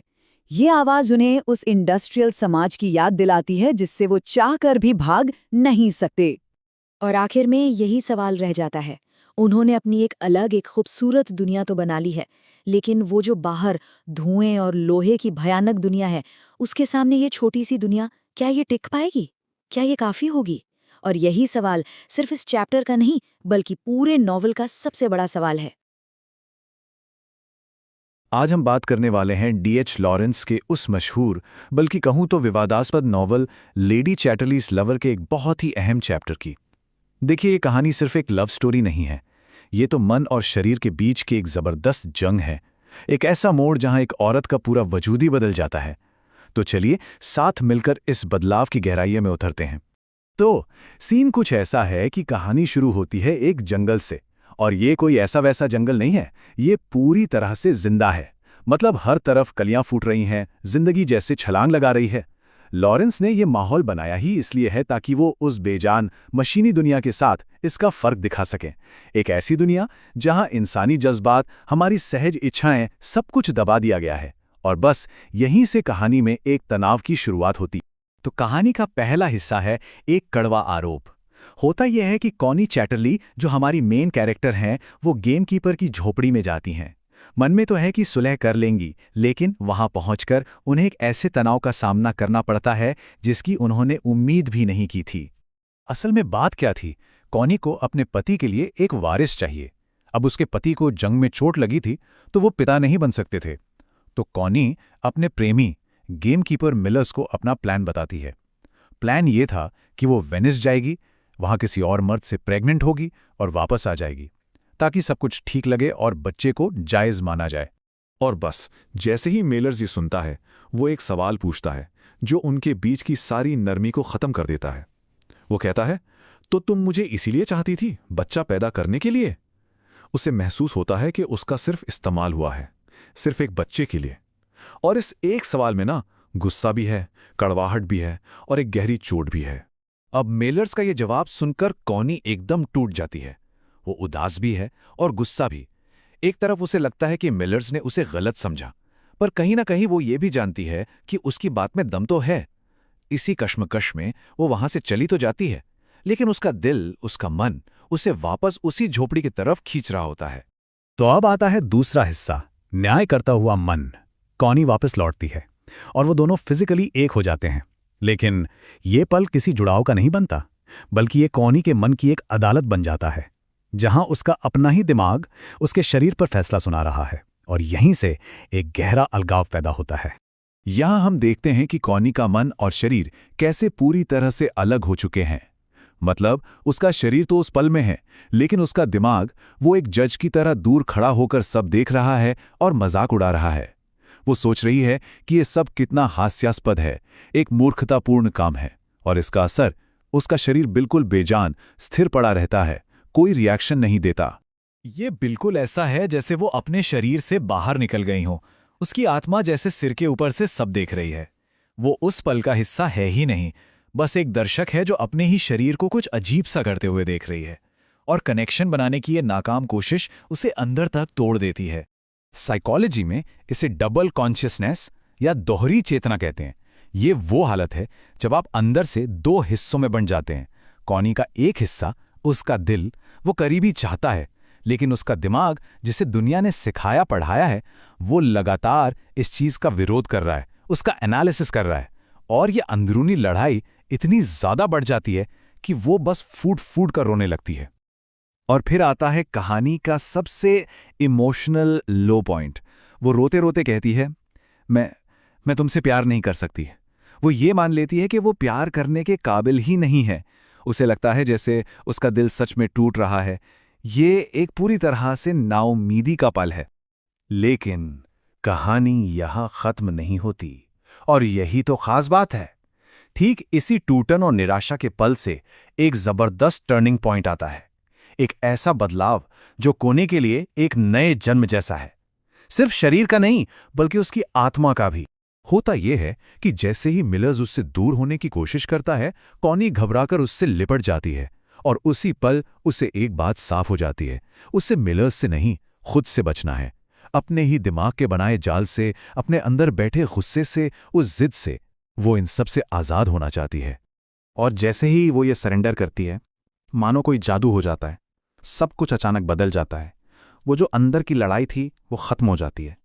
जिद की जगह एक अजीब सी शांति आ जाती है, और वो बस उस पल में पिघलने लगती है। तो उनका जो दूसरा एनकाउंटर है वो बिल्कुल अलग है, एकदम ट्रांसफॉर्मेटिव। इसकी शुरुआत होती है शांति के एक अजीब धीमे धक्के से। इस बार वो हिम्मत करती है अपने दिमाग का कंट्रोल छोड़ने की, सब कुछ जाने देती है। और जब वो ऐसा करती है तो वो एक ऐसे गहरे एहसास तक पहुंचती है जहां उसके वजूद का हर हिस्सा, हर कण छुआ जाता है। और ये उसके बदलाव का क्लाइमैक्स है। लॉरेंस इसे एक मौत और एक पुनर्जन्म की तरह लिखते हैं। वो चली गई थी, वो नहीं थी, और उसका जन्म हुआ एक औरत। मतलब उसने अपनी पुरानी पहचान को खो दिया ताकि वो एक नई पहचान पा सके। एक ऐसी औरत की पहचान जो अब अपने शरीर से, अपने एहसासों से पूरी तरह जुड़ी हुई है। अब इस जबरदस्त अनुभव के बाद कहानी का चौथा हिस्सा शुरू होता है। एक अथाह खामोशी। कोने के लिए जैसे दुनिया ही बदल गई है। चारों तरफ एक गहरी शांति है, और वो हर चीज को एक नई नजर से, नए एहसास के साथ देख रही है। लेकिन इसी शांति में से एक नया तनाव भी पैदा होता है। अब कॉनी जब मिलर्स के शरीर को देखती है तो उसमें नफरत या जजमेंट नहीं है, बल्कि एक हैरानी है, एक अचरज है। उसे नितंबों की अकथनीय सुंदरता दिखती है, गेंदों का अजीब वजन महसूस होता है। इन सब में उसे एक आदिम, एक मौलिक खूबसूरती नजर आती है। ये उसके लिए एक बिल्कुल नई दुनिया की खोज जैसा है। लेकिन इस गहरे कनेक्शन के बाद भी एक चीज अजीब है। मिलर्स एकदम चुप हैं, पूरी तरह से खामोश। वो बस कॉनी को पकड़े हुए हैं, और उसकी ये खामोशी ये इतनी गहरी है मानो कोई समुंदर हो जिसे कॉनी समझ नहीं पा रही है। और यही कॉनी को अब शब्दों की जरूरत महसूस होती है। उसे सुनना है। वो चाहती है कि मिलर्स बोले कि वो उससे प्यार करता है। वो उससे बार बार पूछती है, तुम मुझसे प्यार करते हो, है ना? लेकिन मुझे बताओ। उसे कन्फर्मेशन चाहिए, एक यकीन चाहिए। तो कॉनी के इस जागरण के बाद एक नया टकराव सामने आता है। एक तरफ है कॉनी, जिसे प्यार को शब्दों में सुनने की जरूरत है, और दूसरी तरफ है मिलर्स, जिसकी खामोशी और उसका शारीरिक साथ ही उसका सच है। ये प्यार की दो अलग अलग जबानों की टक्कर है। कॉनी ने अभी अभी शरीर की जबान सीखी है, पर उसे अब भी शब्दों की तसल्ली चाहिए। और मिलर्स के लिए जो एहसास है वो शब्दों से कहीं ज्यादा बड़ा है। और यहीं आके ये चैप्टर हमें एक बहुत बड़े सवाल के साथ छोड़ देता है। सोचिए, एक ऐसा इंसान जिसने अपनी पूरी जिंदगी दिमाग से जी हो, सोच विचार कर जी हो, क्या उसके लिए सिर्फ शरीर का जाग जाना, सिर्फ एक शारीरिक एहसास कभी काफी हो सकता है? या फिर प्यार को हमेशा शब्दों के सहारे की, तर्कों की पुष्टि की जरूरत पड़ती ही है? ये वो सवाल है जो सिर्फ कॉनी और मिलर्स के रिश्ते का भविष्य तय नहीं करता, बल्कि शायद कहीं ना कहीं हम सबके रिश्तों की कहानी भी बताता है। तो आज हम बात कर रहे हैं D.H. लॉरेंस के क्लासिक उपन्यास लेडी चैटरलीज लवर के एक ऐसे चैप्टर की जो कह सकते हैं सब कुछ बदल कर रख देता है। सोचिए, एक मामूली सी सैर, एक छोटी सी बहस और एक मशीन का टूट जाना कैसे किरदारों के रिश्तों को हमेशा हमेशा के लिए बिखेर देता है। तो चलिए आज हम इसी खास चैप्टर की एक एक परत को खोलकर देखते हैं। तो कहानी शुरू होती है वसंत के एक बहुत ही खूबसूरत दिन से, और सर क्लिफर्ड का ये एक अकेला सेंटेंस उनकी पूरी सोच, उनके नजरिए को सामने रख देता है। मतलब उनके लिए उनकी ये जो मोटर वाली व्हीलचेयर है ना, वो सिर्फ एक मशीन नहीं है। नहीं, वो तो इंसानी दिमाग की जीत और इंडस्ट्रियल पावर का सबसे बड़ा सिंबल है, एक ताज की तरह। तो ऊपर ऊपर से दिखे तो ये संडे की एक बड़ी ही शांत और कह लीजिए सुखद सी सैर लगती है, लेकिन असल में इस शांति के ठीक नीचे एक वैचारिक तूफान बस उठने ही वाला है। और ये कोई मामूली लड़ाई नहीं, ये एक ऐसी फिलॉसफिकल जंग होगी जो इन किरदारों के बीच के हर रिश्ते को हमेशा के लिए बदल कर रख देगी। तो बहस छिड़ती कहाँ से है? ये शुरू होती है प्रोग्रेस यानी प्रगति के सवाल से। एक तरफ है कोनी, जो प्लेटो के उस रथ की बात करती है जो आत्मा और नेचर से जुड़ा है, और दूसरी तरफ है क्लिफर्ड, जो अपनी मोटर वाली कुर्सी को मॉडर्न इंडस्ट्रियल पावर का सिंबल बताकर कोनी की बात का मजाक उड़ा देता है। बस यहीं पर दो अलग अलग दुनिया, एक रूहानी, नेचुरल और दूसरी पूरी तरह मशीनी, एकदम आमने सामने आकर टकरा जाती हैं। तो अब वो जो सुखद सैर थी ना, वो पूरी तरह एक आइडियोलॉजिकल क्लैश में बदल जाती है। अब हल्की फुल्की बातें तो गईं, खत्म, और उनकी जगह ले लेती है समाज के स्ट्रक्चर को लेकर एक बहुत ही तीखी और कह सकते हैं कड़वी बहस। तो ये बहस असल में है क्या? ये शक्ति और जिम्मेदारी को लेके दो एकदम अलग अलग नजरियों की टक्कर है। क्लिफर्ड का मानना है कि भाई आम जनता तो भेड़ बकरियों जैसी है, उसे तो एक शासक चाहिए ही चाहिए जो उसे हाँके।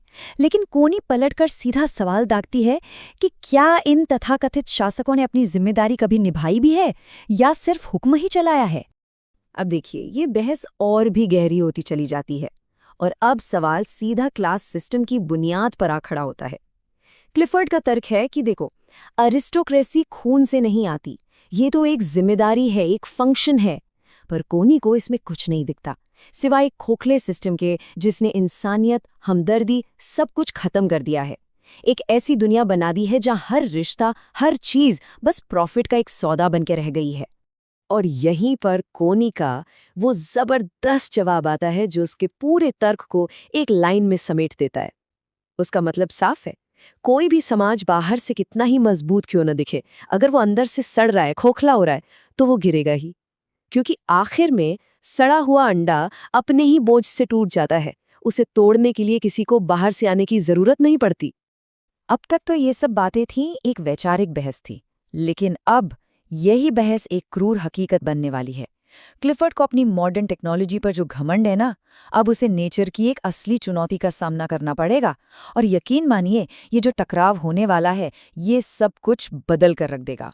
तो होता क्या है, जैसे ही वो लोग जंगल में घुसते हैं, क्लिफर्ड की वो दिमाग की महान उपलब्धि यानी उसकी मोटर वाली कुर्सी, वो उन नाजुक जंगली फूलों को अपने पहियों के नीचे बेरहमी से कुचलती हुई आगे बढ़ती है। ये एक जीता जागता सिंबल है इस बात का कि कैसे इंडस्ट्री और मशीनें कुदरत को रौंद रही हैं। और फिर वो मशीन फेल होती है, और ये एक झटके में नहीं होता, बल्कि कई स्टेप्स में होता है। और हर एक कदम के साथ क्लिफर्ड का कंट्रोल, उसकी अथॉरिटी सब बिखरता जाता है। पहले तो वो जिद करता है, मदद नहीं लेता, फिर उसकी जिद गुस्से में बदल जाती है, और जब कुछ नहीं होता तो वही गुस्सा बेबसी और लाचारी में बदल जाता है। और आखिर में क्या होता है, उसे जलील होकर, अपमानित होकर उसी आदमी से मदद मांगनी पड़ती है जिससे वो अपने से बहुत छोटा, बहुत कमतर समझता है। देखिए, ये जो मशीन टूटी है ना, ये सिर्फ एक मैकेनिकल फेलियर नहीं है। नहीं, ये वो पल है जो इन किरदारों के अंदर एक इमोशनल भूचाल ला देता है। और सबसे ज्यादा असर होता है कोनी पर, जिसकी दुनिया इस एक घटना के बाद हमेशा हमेशा के लिए बदलने वाली है। और उस पल में वो तीनों, क्लिफर्ड, कॉनी और मिलर्स, उस खामोश और तनाव भरे माहौल में एक जिंदा तस्वीर की तरह जम जाते हैं। ये सीन उनके उलझे हुए, नाकाम रिश्तों का एक परफेक्ट मेटाफर है। एक तरफ क्लिफर्ड अपनी टूटी हुई कुर्सी में फंसा हुआ है, और दूसरी तरफ कॉनी और मिलर्स हैं जो उस अजीब सी खामोशी में एक दूसरे से जुड़ जाते हैं। और बस यही वो पल है जो कोनी के लिए सब कुछ क्रिस्टल क्लियर कर देता है। उसे जिंदगी में पहली बार अपने पति क्लिफर्ड के लिए एक बहुत ही गहरी, एक बहुत ही सचेत नफरत महसूस होती है। और ठीक उसी वक्त मिलर्स के साथ मिलकर उस कुर्सी को धक्का देते हुए उसे एक अजीब सी, एक नई एकजुटता महसूस होती है, एक कनेक्शन। बस यही उसके जीवन का सबसे बड़ा टर्निंग पॉइंट है। तो जंगल में जो फिजिकल स्ट्रगल चल रहा था वो तो खत्म हो गया, लेकिन मन के अंदर जो उथल पुथल मची है वो अब एक आखिरी टकराव को जन्म देने वाली है। और इस टकराव के बाद कोनी जो फैसला लेगी वो किसी बगावत से कम नहीं होगा। अब जब वो लोग घर वापस आते हैं तो लंच पर यह बहस एक बहुत ही तीखे पर्सनल अटैक में बदल जाती है। अब कोनी सिर्फ क्लिफर्ड के विचारों पर नहीं बल्कि उसके पूरे कैरेक्टर पे हमला करती है। वो साफ साफ कहती है कि तुम जैसे शासक वर्ग के लोग अपनी जिम्मेदारियां निभाने में पूरी तरह फेल हो चुके हो। और फिर उपन्यास में एक बहुत ही सिंपल सी लाइन आती है, लेकिन ये लाइन वो मोड़ है जहां से वापसी का कोई रास्ता नहीं बचता। इस लाइन का मतलब है कि कोनी ने अब सिर्फ सोचने की बजाय अपनी भावनाओं पर एक्शन लेने का फैसला कर लिया है।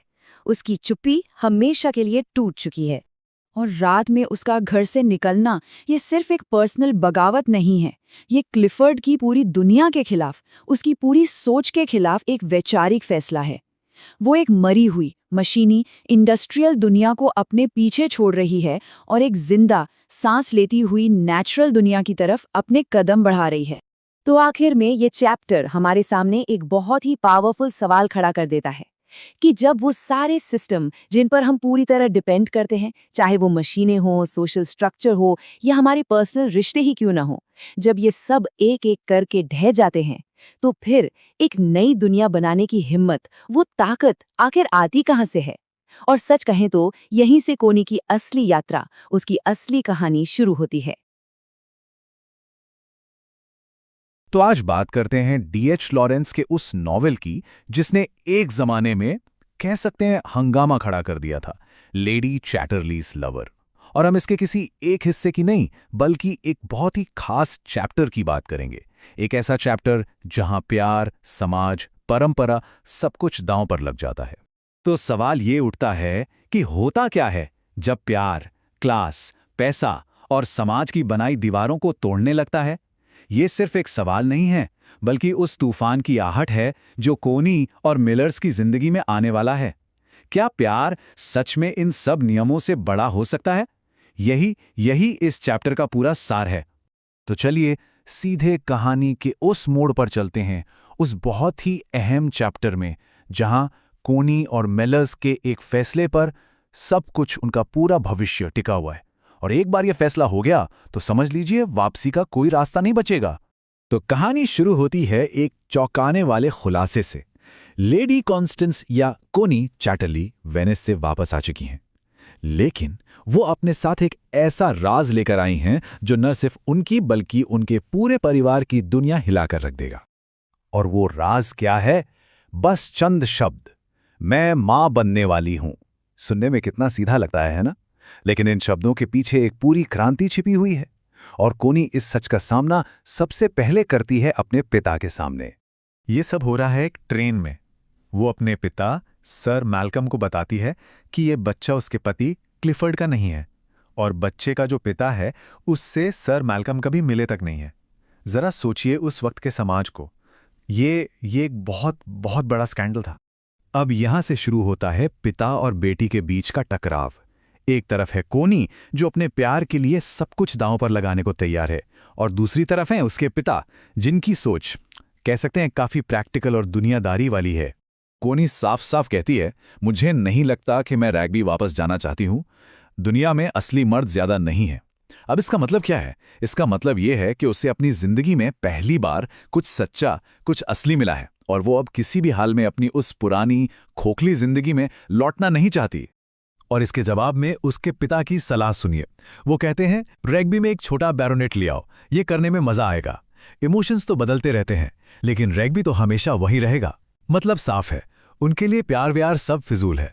जरूरी क्या है? परिवार का नाम, जायदाद और समाज में रुतबा।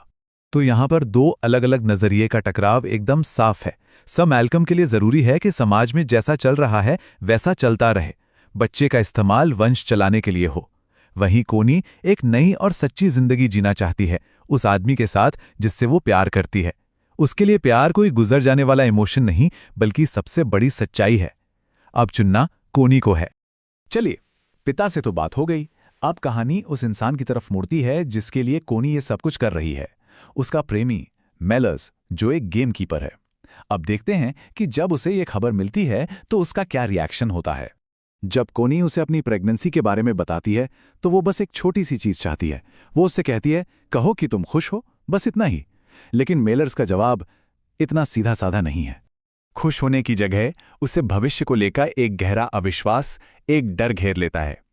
वो जानता है कि ये दुनिया, ये समाज उन्हें और उनके प्यार को कभी भी आसानी से स्वीकार नहीं करेगा। और फिर वो अपनी सबसे बड़ी चिंता को शब्दों में बयां करता है। वो कहता है, पैसा तुम्हारा है, रुतबा तुम्हारा है, फैसले भी तुम्हारे ही होंगे। मैं सिर्फ माय लेडी का फकर बनकर नहीं रह सकता। उसे इस बात का डर है कि इस रिश्ते में उसकी अपनी पहचान, उसका आत्मसम्मान कहीं खो ना जाए। लेकिन मिलर्स के इस गुस्से और डर के पीछे ना एक बहुत गहरी सोच छिपी है। चलिए 1 मिनट रुककर ये समझते हैं कि आखिर वो किस चीज को सबसे ज्यादा अहमियत देता है। आखिर इस आदमी में ऐसा क्या खास है जो कोनी को उसकी तरफ खींचता है, जो दूसरों में नहीं है? इसका जवाब छिपा है उसके एक बहुत ही अनोखे ख्याल में। ये कॉन्सेप्ट है तुम्हारी अपनी कोमलता का साहस। मिलर्स का मानना है कि ये जो दुनिया है, ये पैसे, क्लास और पावर की वजह से पूरी तरह से करप्ट हो चुकी है। इसमें अगर कोई चीज़ सच्ची और कीमती है तो वो है लोगों के बीच की एक नेचुरल फिजिकल टेंडरनेस, एक शारीरिक अपनापन, और उसके लिए यही असली चीज़ है। ये सुनने में तो बहुत अच्छा लगता है ना, लेकिन क्या सिर्फ ये कोमलता का साहस ही काफ़ी है? क्योंकि असल दुनिया तो साजिशों का एक जाल बिछाए बैठी है जो उन्हें फंसाने के लिए पूरी तरह तैयार है। देखिए, प्रॉब्लम बहुत पेचीदा है। कोनी को अपने पति क्लिफर्ड से तलाक चाहिए, उधर मेलर्स को अपनी पत्नी बर्था से तलाक चाहिए। अब पेंच ये है कि अगर बच्चे के पिता के तौर पर मेलर्स का नाम सामने आ गया तो उसका अपना तलाक खटाई में पड़ जाएगा, और बिना शादी के वो खुलेआम साथ रह भी नहीं सकते। मतलब दुनिया की इस भयानक जटिलता ने उन्हें चारों तरफ से घेर लिया है। तो इस जाल से निकलने के लिए एक धोखे की योजना बनाई जाती है। पहला स्टेप, कोनी के तलाक के लिए एक नकली प्रेमी ढूंढा जाए। इसके लिए उनके दोस्त आर्टिस्ट डंकन फोर्ब्स का नाम आता है। फिर इसी झूठ के सहारे क्लिफर्ड को तलाक के लिए राजी किया जाए। इस बीच मिलर्स अपना तलाक अलग से फाइल करेगा, और सबसे मुश्किल बात, जब तक दोनों आजाद नहीं हो जाते, यानी करीब 6 महीने से भी ज्यादा, उन्हें एक दूसरे से अलग रहना होगा। अब ये योजना भी आसान नहीं है। उन्हें कई तनावपूर्ण मुलाकातों से गुजरना पड़ता है। कोनी के पिता सर मैल्कम को तो ये सब बड़ा मजेदार लगता है। उसकी बहन हिल्डा इस स्कैंडल से बहुत शर्मिंदा है और जोर देती है कि वो प्लान के हिसाब से ही चलें। और डंकन, जिसे नकली प्रेमी बनना है, वो मेलर्स से नफरत करता है और शर्त रखता है कि कोनी को उसकी मॉडल बनना होगा। मतलब हर कोई अपनी अपनी शर्तों के साथ खड़ा है। और इस सबसे थक कर मिलर्स के मुंह से निकलता है, ये दुनिया एक पागल है और इसे कोई मार नहीं सकता। हालांकि मैं अपनी पूरी कोशिश करूंगा, लेकिन हमें जैसे भी हो सके खुद को बचाना होगा। ये उसकी एक तरह से हार है। वो उस दुनिया के नियम मानने को मजबूर है जिससे वो दिल से नफरत करता है। और आखिर में वो कोनी से कहता है, मेरी बच्ची, ये दुनिया तेरी पूंछ पर नमक छिड़कने वाली है। ये एक कड़वी सच्चाई की तरह है। वो जानता है कि आगे का रास्ता दर्द और परेशानियों से भरा होने वाला है। तो ये चैप्टर हमें एक बहुत बड़े सवाल के साथ छोड़ जाता है। नियमों और साजिशों से भरी इस दुनिया में क्या वो कोमलता का साहस, क्या वो सच्चा प्यार जिंदा रह सकता है? एक सवाल जो शायद उस जमाने में जितना जरूरी था, आज भी उतना ही है। तो लेडी चैटलीज लवर, ये हमेशा से ही आप जानते हैं एक विवादास्पद नॉवेल रहा है, और आज हम इसी के 15वें अध्याय में गोता लगाने वाले हैं। ये वो हिस्सा है जहां एक ठंडी, बेजान, मशीनी दुनिया के खिलाफ बगावत की कहानी अपने पीक पर पहुंच जाती है। तो चलिए शुरू करते हैं। पूरी कहानी ना इसी एक सवाल के आसपास घूमती है कि तरक्की की इस अंधी दौड़ में, इस जुनून में हमने आखिर खो क्या दिया है। सोचिए, एक तरफ मशीनें हैं, प्रोग्रेस है, और दूसरी तरफ वो सब कुछ जो हम पीछे छोड़ आए हैं, हमारा असली स्वभाव, हमारी भावनाएं। यही वो सवाल है जो हमें सीधा कहानी के मेन कॉन्फ्लिक्ट में ले जाता है। इस शब्द कोनी की बहन हिल्डा के हैं। एक खत में वो ये लिखती हैं, और इन चंद शब्दों से ही हमें रग्बी हॉल का अंदाजा हो जाता है। मतलब कैसी घुटन भरी जगह होगी वो, एक ऐसी जगह जहां से बस भाग जाने का मन करता हो। तो देखिए, एक ही छत के नीचे ना दो बिल्कुल अलग दुनियाएं हैं, एक दूसरे से टकराती हुई। एक तरफ है कोनी का पति क्लिफर्ड, वो अपनी कोयले की खदानों, अपनी मशीनों की दुनिया में खोया हुआ है। इंडस्ट्री उसके लिए एक पागलपन, एक जुनून है। और फिर दूसरी तरफ है कोनी, जो उसी घर में खुद को एक पिंजरे में बंद, बिल्कुल बेजान महसूस कर रही है। और फिर कहानी का सीन बदलता है। हम पहुंचते हैं गेमकीपर मिलर्स की झोपड़ी में, बाहर तूफान गरज रहा है और अंदर अंदर मॉडर्न दुनिया पर, हमारे समाज पर एक बहुत ही पावरफुल, एक फिलोसॉफिकल क्रिटिक शुरू होने वाला है। और यहीं से मिलर्स की तीखी बातें शुरू होती हैं। उनका मानना है कि हम इंसान हर पीढ़ी के साथ और ज़्यादा खोखले और ज़्यादा बनावटी होते जा रहे हैं, कमज़ोर हो रहे हैं। मतलब हम अपना असली स्वभाव खो रहे हैं और धीरे धीरे एक मशीन बनते जा रहे हैं। टिंक है लोग। और बात यहीं खत्म नहीं होती। मेलर सीधा हमला करते हैं मटीरियलिज्म पर, इस पैसे की दुनिया पर। वो कहते हैं कि आजकल का समाज जानबूझकर इंसानी जज्बातों को कुचल रहा है, क्योंकि यहाँ पैसा ही सब कुछ है, पैसा ही भगवान बन गया है। मिलर्स की फिलॉसफी का सबसे जरूरी और कह सकते हैं कंट्रोवर्शियल हिस्सा यही है। वो जिस्मानी ताकत, फिजिकल वाइटैलिटी को सीधा दिमागी सेहत से जोड़ते हैं, और उनकी भविष्यवाणी तो बिल्कुल साफ है कि एक ऐसा समाज जो अपने जिस्म से रिश्ता तोड़ चुका हो, वो आखिर में खुद को ही तबाह कर लेगा। तो मिलर्स की ये गहरी फिलोसॉफिकल बातें तो हो गईं, पर कहानी का असली समाधान वो इन बातों में नहीं है। कहानी यहाँ एक ऐसा मोड़ लेती है जिसकी उम्मीद नहीं थी। इलाज जो है वो शब्दों में नहीं, बल्कि एक फिजिकल, एक ट्रांसफॉर्मेटिव एक्सपीरियंस में है। और ये सीन, ये एक तरह की रस्म जैसा है, एक शुद्धि की रस्म। कोनी का यूं बारिश में भागना, ये सिर्फ एक एक्ट नहीं है, ये समाज के सारे नियम तोड़ने जैसा है, प्रकृति से दोबारा जुड़ने जैसा है। और ये जो अनुभव है, ये उन दोनों को हमेशा हमेशा के लिए बदल कर रख देता है। इस घटना का साइकोलॉजिकल इम्पैक्ट बहुत बहुत गहरा है, खासकर कोनी के लिए। ये उसके लिए सिर्फ एक फिजिकल एक्ट नहीं था, बल्कि ये गहरी ऑर्गेनिक शेम से आज़ादी थी। मतलब एक ऐसी शर्म जो समाज ने नहीं दी, बल्कि जैसे उसके जिस्म के अंदर ही कहीं बैठी थी, और अब वो उससे आज़ाद हो रही थी, खुद को फिर से पा रही थी।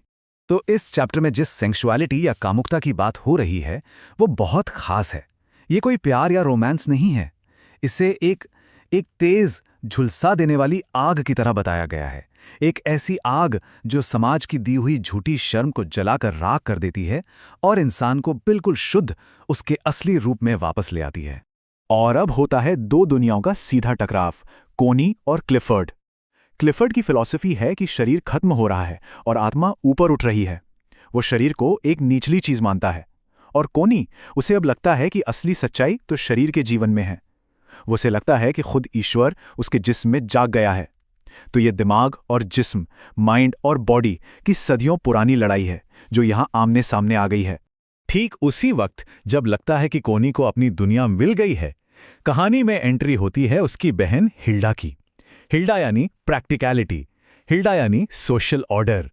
और उसके आने से ही इस चैप्टर का आखिरी और सबसे बड़ा टकराव शुरू हो जाता है।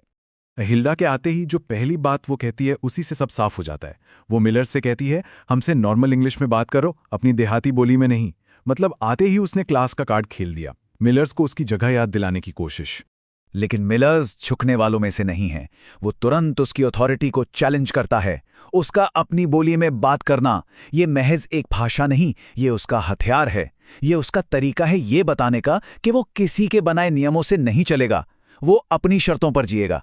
यहां हिल्डा अपना मेन आर्ग्यूमेंट रखती है। वो कहती है कि वर्किंग क्लास के लोगों से घुलना मिलना मुमकिन ही नहीं है, और ये कोई दिखावा या स्नॉबरी नहीं है, बल्कि इसलिए कि दोनों की लय ही अलग है। उसके हिसाब से ये क्लास डिवीजन एक सच्चाई है जिसे बदला नहीं जा सकता। और इस पर मेलर्स का जवाब देखिए। वो कहता है, तुम्हें क्या हक है कि तुम दूसरे लोगों को अपने बनाए रास्ते पर घसीटो, लोगों को उनकी अपनी जिंदगी जीने दो। मतलब वो साफ साफ हिल्डा पर इल्जाम लगा रहा है कि वो अपनी मर्जी, अपना लाइफ प्लान दूसरों पर थोप रही है, जबकि हर किसी को अपनी कहानी खुद लिखने का हक है। और फिर आती है वो आखिरी सुबह। सब कुछ बहुत तेजी से होता है। एक पल वो साथ हैं और अगले ही पल डाकिया के आने से बाहरी दुनिया दरवाजे पर दस्तक दे देती है। फिर जंगल से छिपते छिपाते निकलना, और आखिर में हिल्डा की कार का आना, और वो अचानक दर्दनाक जुदाई। कुछ ही घंटों में उनकी अपनी बनाई दुनिया बिखर जाती है। और जाने के लिए कोनी को जो करना पड़ता है वो बहुत सिंबॉलिक है। उसे एक मोटरिंग हेलमेट और गॉगल्स पहनने पड़ते हैं। वो एक तरह से अजनबी बन जाती है जिसे कोई पहचान न सके। ये सिर्फ एक भेस नहीं है, ये इस बात का प्रतीक है कि अपने पुरानी नकली दुनिया में वापस जाने के लिए उसे अपने नए असली मैं को छिपाना ही पड़ेगा। ये जुदाई इतनी अचानक हुई, इतनी अनपेक्षित, कि इसे मौत जैसा बताया गया है। और ये सिर्फ एक लाइन नहीं है, ये उस वक्त कोनी की पूरी हालत बयान करती है। वो बुरी तरह रो रही है और आगे क्या होगा ये किसी को नहीं पता। सब कुछ अनिश्चित है। तो इस अध्याय का विश्लेषण हम इसी एक बड़े सवाल पे छोड़ते हैं। कोनी का क्या होगा ये तो हमें नहीं पता, पर यह सवाल सिर्फ कोनी का नहीं है, ये हम सबका है कि क्या सच्ची पर्सनल आज़ादी उस दुनिया के दबावों से बच सकती है जिससे हम सब कहीं ना कहीं भागना चाहते हैं। तो चलिए आज बात करते हैं एक ऐसी महिला के अंदरूनी सफर की, जो एक ऐसी दुनिया में फंसी हुई है जहां कोई जान ही नहीं है, और इस सब से निकलने के लिए वो एक ऐसा कदम उठाती है जिसे समाज बिल्कुल भी अच्छा नहीं मानता। तो ये सब शुरू कहां से होता है? ये शुरू होता है कॉनी चैटली की यूरोप ट्रिप से। वो घूम रही है, देख रही है, और अचानक उसे अपने चारों तरफ की दुनिया एकदम अलग, एकदम कठोर नज़र से दिखाई देने लगती है। उसे ऐसा लगता है मानो हर चीज़ थक चुकी है, बेजान है, अंदर से बिल्कुल खोखली। तो चलिए इस दुनिया में थोड़ा और गहरा उतरते हैं। जैसे जैसे कॉनी अपनी यात्रा पर आगे बढ़ती है ना, उसे एक ऐसा समाज नजर आता है जो एक तरह की आध्यात्मिक बीमारी से जूझ रहा है। एक ऐसी जगह जहां जीवन की असल ऊर्जा और वो जो आपसी जुड़ाव होता है वो कहीं खो सा गया है। और जानते हैं, एक बड़ी अजीब सी चीज होती है, उसका ध्यान ना लोगों के पैरों पर अटक जाता है। वो बस पैर देखती है और उसे उनमें क्या दिखता है? या तो डरे सहमे से पैर, या बिल्कुल बेजान, या फिर ऐसे पैर जो बिना किसी वजह के बस उछल कूद कर रहे हैं। ये पैर उसके लिए एक तरह से सिंबल बन जाते हैं आज के इंसान की खोखली हालत का। और ये एहसास वेनिस पहुंचकर तो और भी ज्यादा गहरा हो जाता है। वहां जो मजे की, आनंद की एक अंतहीन खोज चल रही है, कॉकटेल, सनबाथिंग, जैज, वो सब उसे एक नशीली दवा जैसा लगता है जिसमें असली खुशी तो है ही नहीं। सब कुछ बस एक दिखावा है, एक परफॉर्मेंस। और तब जाके वो इस नतीजे पे पहुंचती है कि अब तो कामुकता भी एक मशीन की तरह बेजान और बोरिंग हो गई है। क्यों? क्योंकि उसमें से वो सच्ची कोमलता गायब है। ये भी बस एक और परफॉर्मेंस, एक और नशा बनकर रह गई है, उस चीज से कोसों दूर जिसकी उसे सच में तलाश है। लेकिन उसकी ये जो अंदरूनी सोच विचार चल रही थी, वो अचानक तब टूट जाती है जब घर से एक चौंकाने वाली खबर आती है। और ये खबर उस बीमार दुनिया के फैसले को सीधे उसके निजी जीवन में खींच लाती है।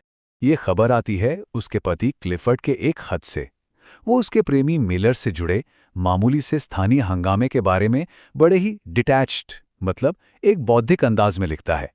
ऐसा लगता है जैसे वो किसी निजी मामले पर नहीं, बल्कि किसी दिलचस्प सामाजिक घटना पर टिप्पणी कर रहा हो। और दूसरी तरफ उसकी नर्स मिसेस बोल्टन का खत है, जो इस मामले का कहीं ज्यादा गॉसिप से भरा और असली हाल बताता है। उनके खत से पता चलता है कि आसपास के लोगों में कितना गुस्सा है और कैसी कैसी बातें हो रही हैं। ये उस खबर का बिल्कुल जमीनी नजरिया है। तो सोचिए, एक ही खबर है, लेकिन कॉनी तक वो दो बिल्कुल अलग अलग तरीकों से पहुंच रही है। एक तरफ से देखे तो ये एक अकादमिक दिलचस्पी का मामला है, और दूसरी तरफ समाज का पूरा नैतिक गुस्सा। क्लिफर्ड तो इसे लोकल कचरा कहकर हवा में उड़ा देता है, लेकिन मिसेस बोल्टन को असली चिंता है कि भाई कुछ गंदगी तो चिपकेगी ही। और ये कांड ये कॉनी के अंदर एक गहरा संकट पैदा कर देता है। ये एक ऐसा पल है जहां उसे बहुत डर लगता है, शक होता है। अचानक समाज की जो आलोचना वो इतनी दूर से कर रही थी, वो अब उसके दरवाजे पर आके खड़ी हो गई थी। वो इस बात से कांप उठती है कि उसे इस पब्लिक स्कैंडल की कीचड़ और गंदगी में घसीटा जाएगा। उसे समाज के उस गंदे दांत का डर सताने लगता है जो किसी को नहीं बख्शता। और वो इस बात से घबरा जाती है कि अब उसकी जिंदगी का क्या होगा। और ये डर उस पर इतना हावी हो जाता है कि वो सब कुछ नकारने लगती है, अपना फैसला, अपना प्रेमी, और हद तो ये है कि अपने होने वाले बच्चे को भी। वो बस एक चीज चाहती है, सेफ्टी। वो समाज में वापस घुल मिल जाना चाहती है, उस झूठी इज्जत के लिए तरसने लगती है जो शायद उसे अंदर से मार देगी पर बाहर से तो बचा लेगी। और ये एहसास ये उसके लिए बहुत ही ज्यादा अपमानजनक होता है। लेकिन ठीक उसी वक्त जब वो हार मानने ही वाली होती है, तभी एक बातचीत और एक पुरानी याद एक अहम मोड़ ले आती है। ये वो पल है जो उसे डर से निकालकर वापस हिम्मत की ओर ले जाता है। ये नजरिया उसके कलाकार दोस्त डंकन का है। वो कहता है कि मेलर्स कोई नीच आदमी नहीं, बल्कि एक ऐसे समाज का शिकार है जो सच्ची और नेचुरल सेक्सुअलिटी को सजा देता है। डंकन को यकीन है कि समाज उस आदमी का तब तक पीछा करेगा जब तक उसे बर्बाद न कर दे। डंकन की इस बात के बाद कॉनी को अपनी भावनाओं की सच्चाई याद आती है। उसे वो जिंदगी याद आती है जो मेलर्स ने उसे दी थी, एक गर्मजोशी और ऊर्जा से भरी जिंदगी। और वो तय करती है, मैं इससे पीछे नहीं हटूंगी। ये उसकी आत्मा की आवाज होती है। और फिर कॉनी की इस नई नई हिम्मत की तुरंत परीक्षा होती है, क्योंकि अब इस कांड के असली नतीजे सामने आने लगते हैं। अब उसे अपने फैसले पर पूरी तरह से टिके रहना है।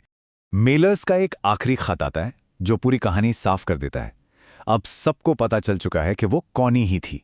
मेलर्स को उसकी नौकरी से निकाल दिया गया है और उनका रिश्ता अब कोई राज नहीं रहा। अब सब कुछ दांव पर लग चुका है। वो खत में साफ साफ बताता है कि उनके रिश्ते की वजह से उसकी रोजी रोटी छिन गई है। कोई बहाना नहीं, कोई ड्रामा नहीं, बस एक कड़वी सीधी सच्चाई। और दिलचस्प बात देखिए, क्लिफर्ड भी अपने आखिरी खत में कहीं ना कहीं उस समाज की शिकारी फितरत को मान लेता है जिसने उन्हें दोषी ठहराया है। वो लिखता है कि हम सब अजीब पपड़ीदार खाल वाले समुद्री जीव हैं जो गंदगी खाकर जीते हैं।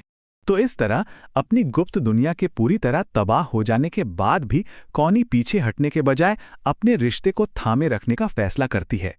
ये डर पर जिंदगी की एक तरह की जीत है। तो आखिर में कॉनी का ये जो सफ़र है ना, ये एक बहुत बड़ा सवाल खड़ा कर जाता है। एक ऐसी दुनिया में जो चाहती है कि सब एक ही ढर्रे पर चलें, वहाँ अपनी सच्चाई के साथ खड़े रहने की कीमत क्या है? और सोचने वाली बात यह है कि ज़्यादा कीमती क्या है, समाज में मिलने वाली इज्जत या फिर अपनी भावनाओं से जुड़ा हुआ एक असली सच्चा जीवन। तो हम बात करने वाले हैं मॉडर्न लिटरेचर के सबसे, कह सकते हैं, धमाकेदार चैप्टर्स में से एक की। एक ऐसा पल जहां एक पूरी की पूरी दुनिया बिखर कर रह जाती है।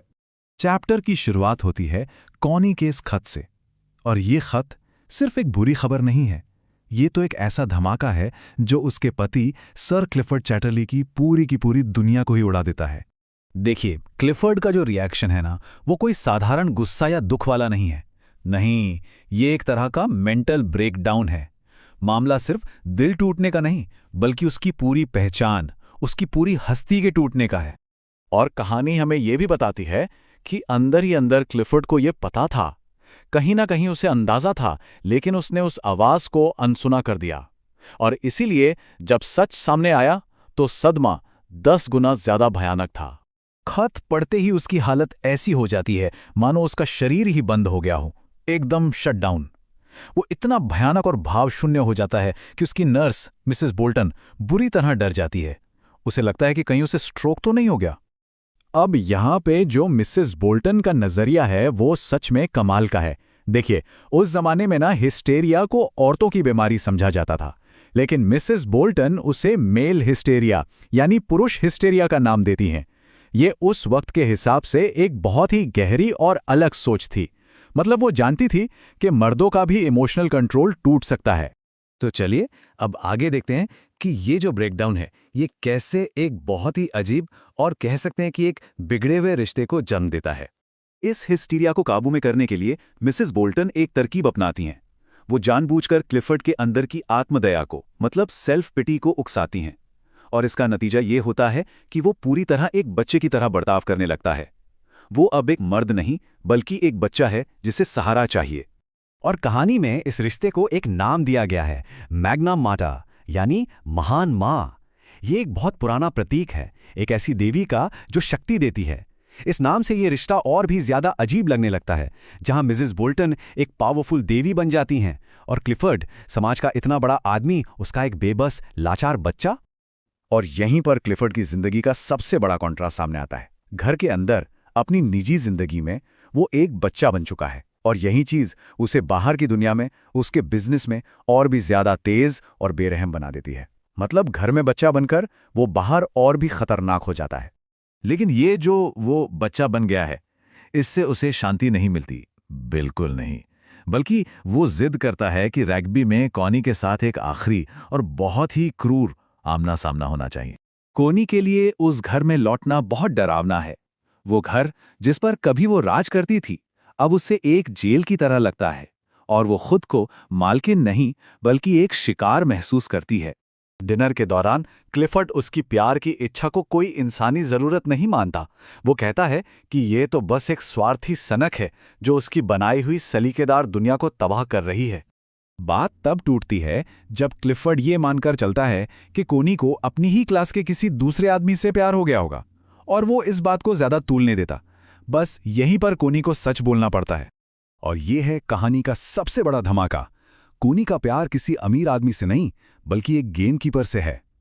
अब क्लिफर्ड के लिए ये सिर्फ धोखा नहीं है, ये तो उसकी पूरी दुनिया, उसके सोशल स्टेटस, उसकी पहचान पर सीधा हमला है, क्योंकि उसकी दुनिया में क्लास ही सब कुछ थी और कोनी ने उसी सबसे बड़े नियम को तोड़ दिया था। उसका गुस्सा फौरन फूट पड़ता है, और उसका सारा गुस्सा इस बात पर है कि उसका मुकाबला करने वाला किस क्लास का है, किस दर्जे का है। वो उसे इंसान से कम समझता है। ये दिखाता है कि क्लास को लेकर उसके अंदर कितना जहर भरा हुआ है। और जब कोनी तलाक मांगती है तो उसका गुस्सा एक बेवकूफ़ी भरी जिद में बदल जाता है। वो बस चुप हो जाता है। ये उसका कंट्रोल करने का आखिरी तरीका है। तो चलिए अब राग्बी की इस सड़ती हुई दुनिया से निकलकर एक दूसरी सोच की तरफ बढ़ते हैं, जो हमें मिलर्स के एक खत में मिलती है। अब मिलर्स एक खेत में मजदूरी कर रहा है और वहां से वो कोनी को खत लिखता है। और ये सिर्फ एक लव लेटर नहीं है, बल्कि उस पूरे इंडस्ट्रियल समाज पर एक तीखी टिप्पणी है जिससे वो नफरत करता है। वो कहता है कि ये समाज पैसे और मशीन के पीछे इतना अंधा हो गया है कि जीना ही भूल गया है।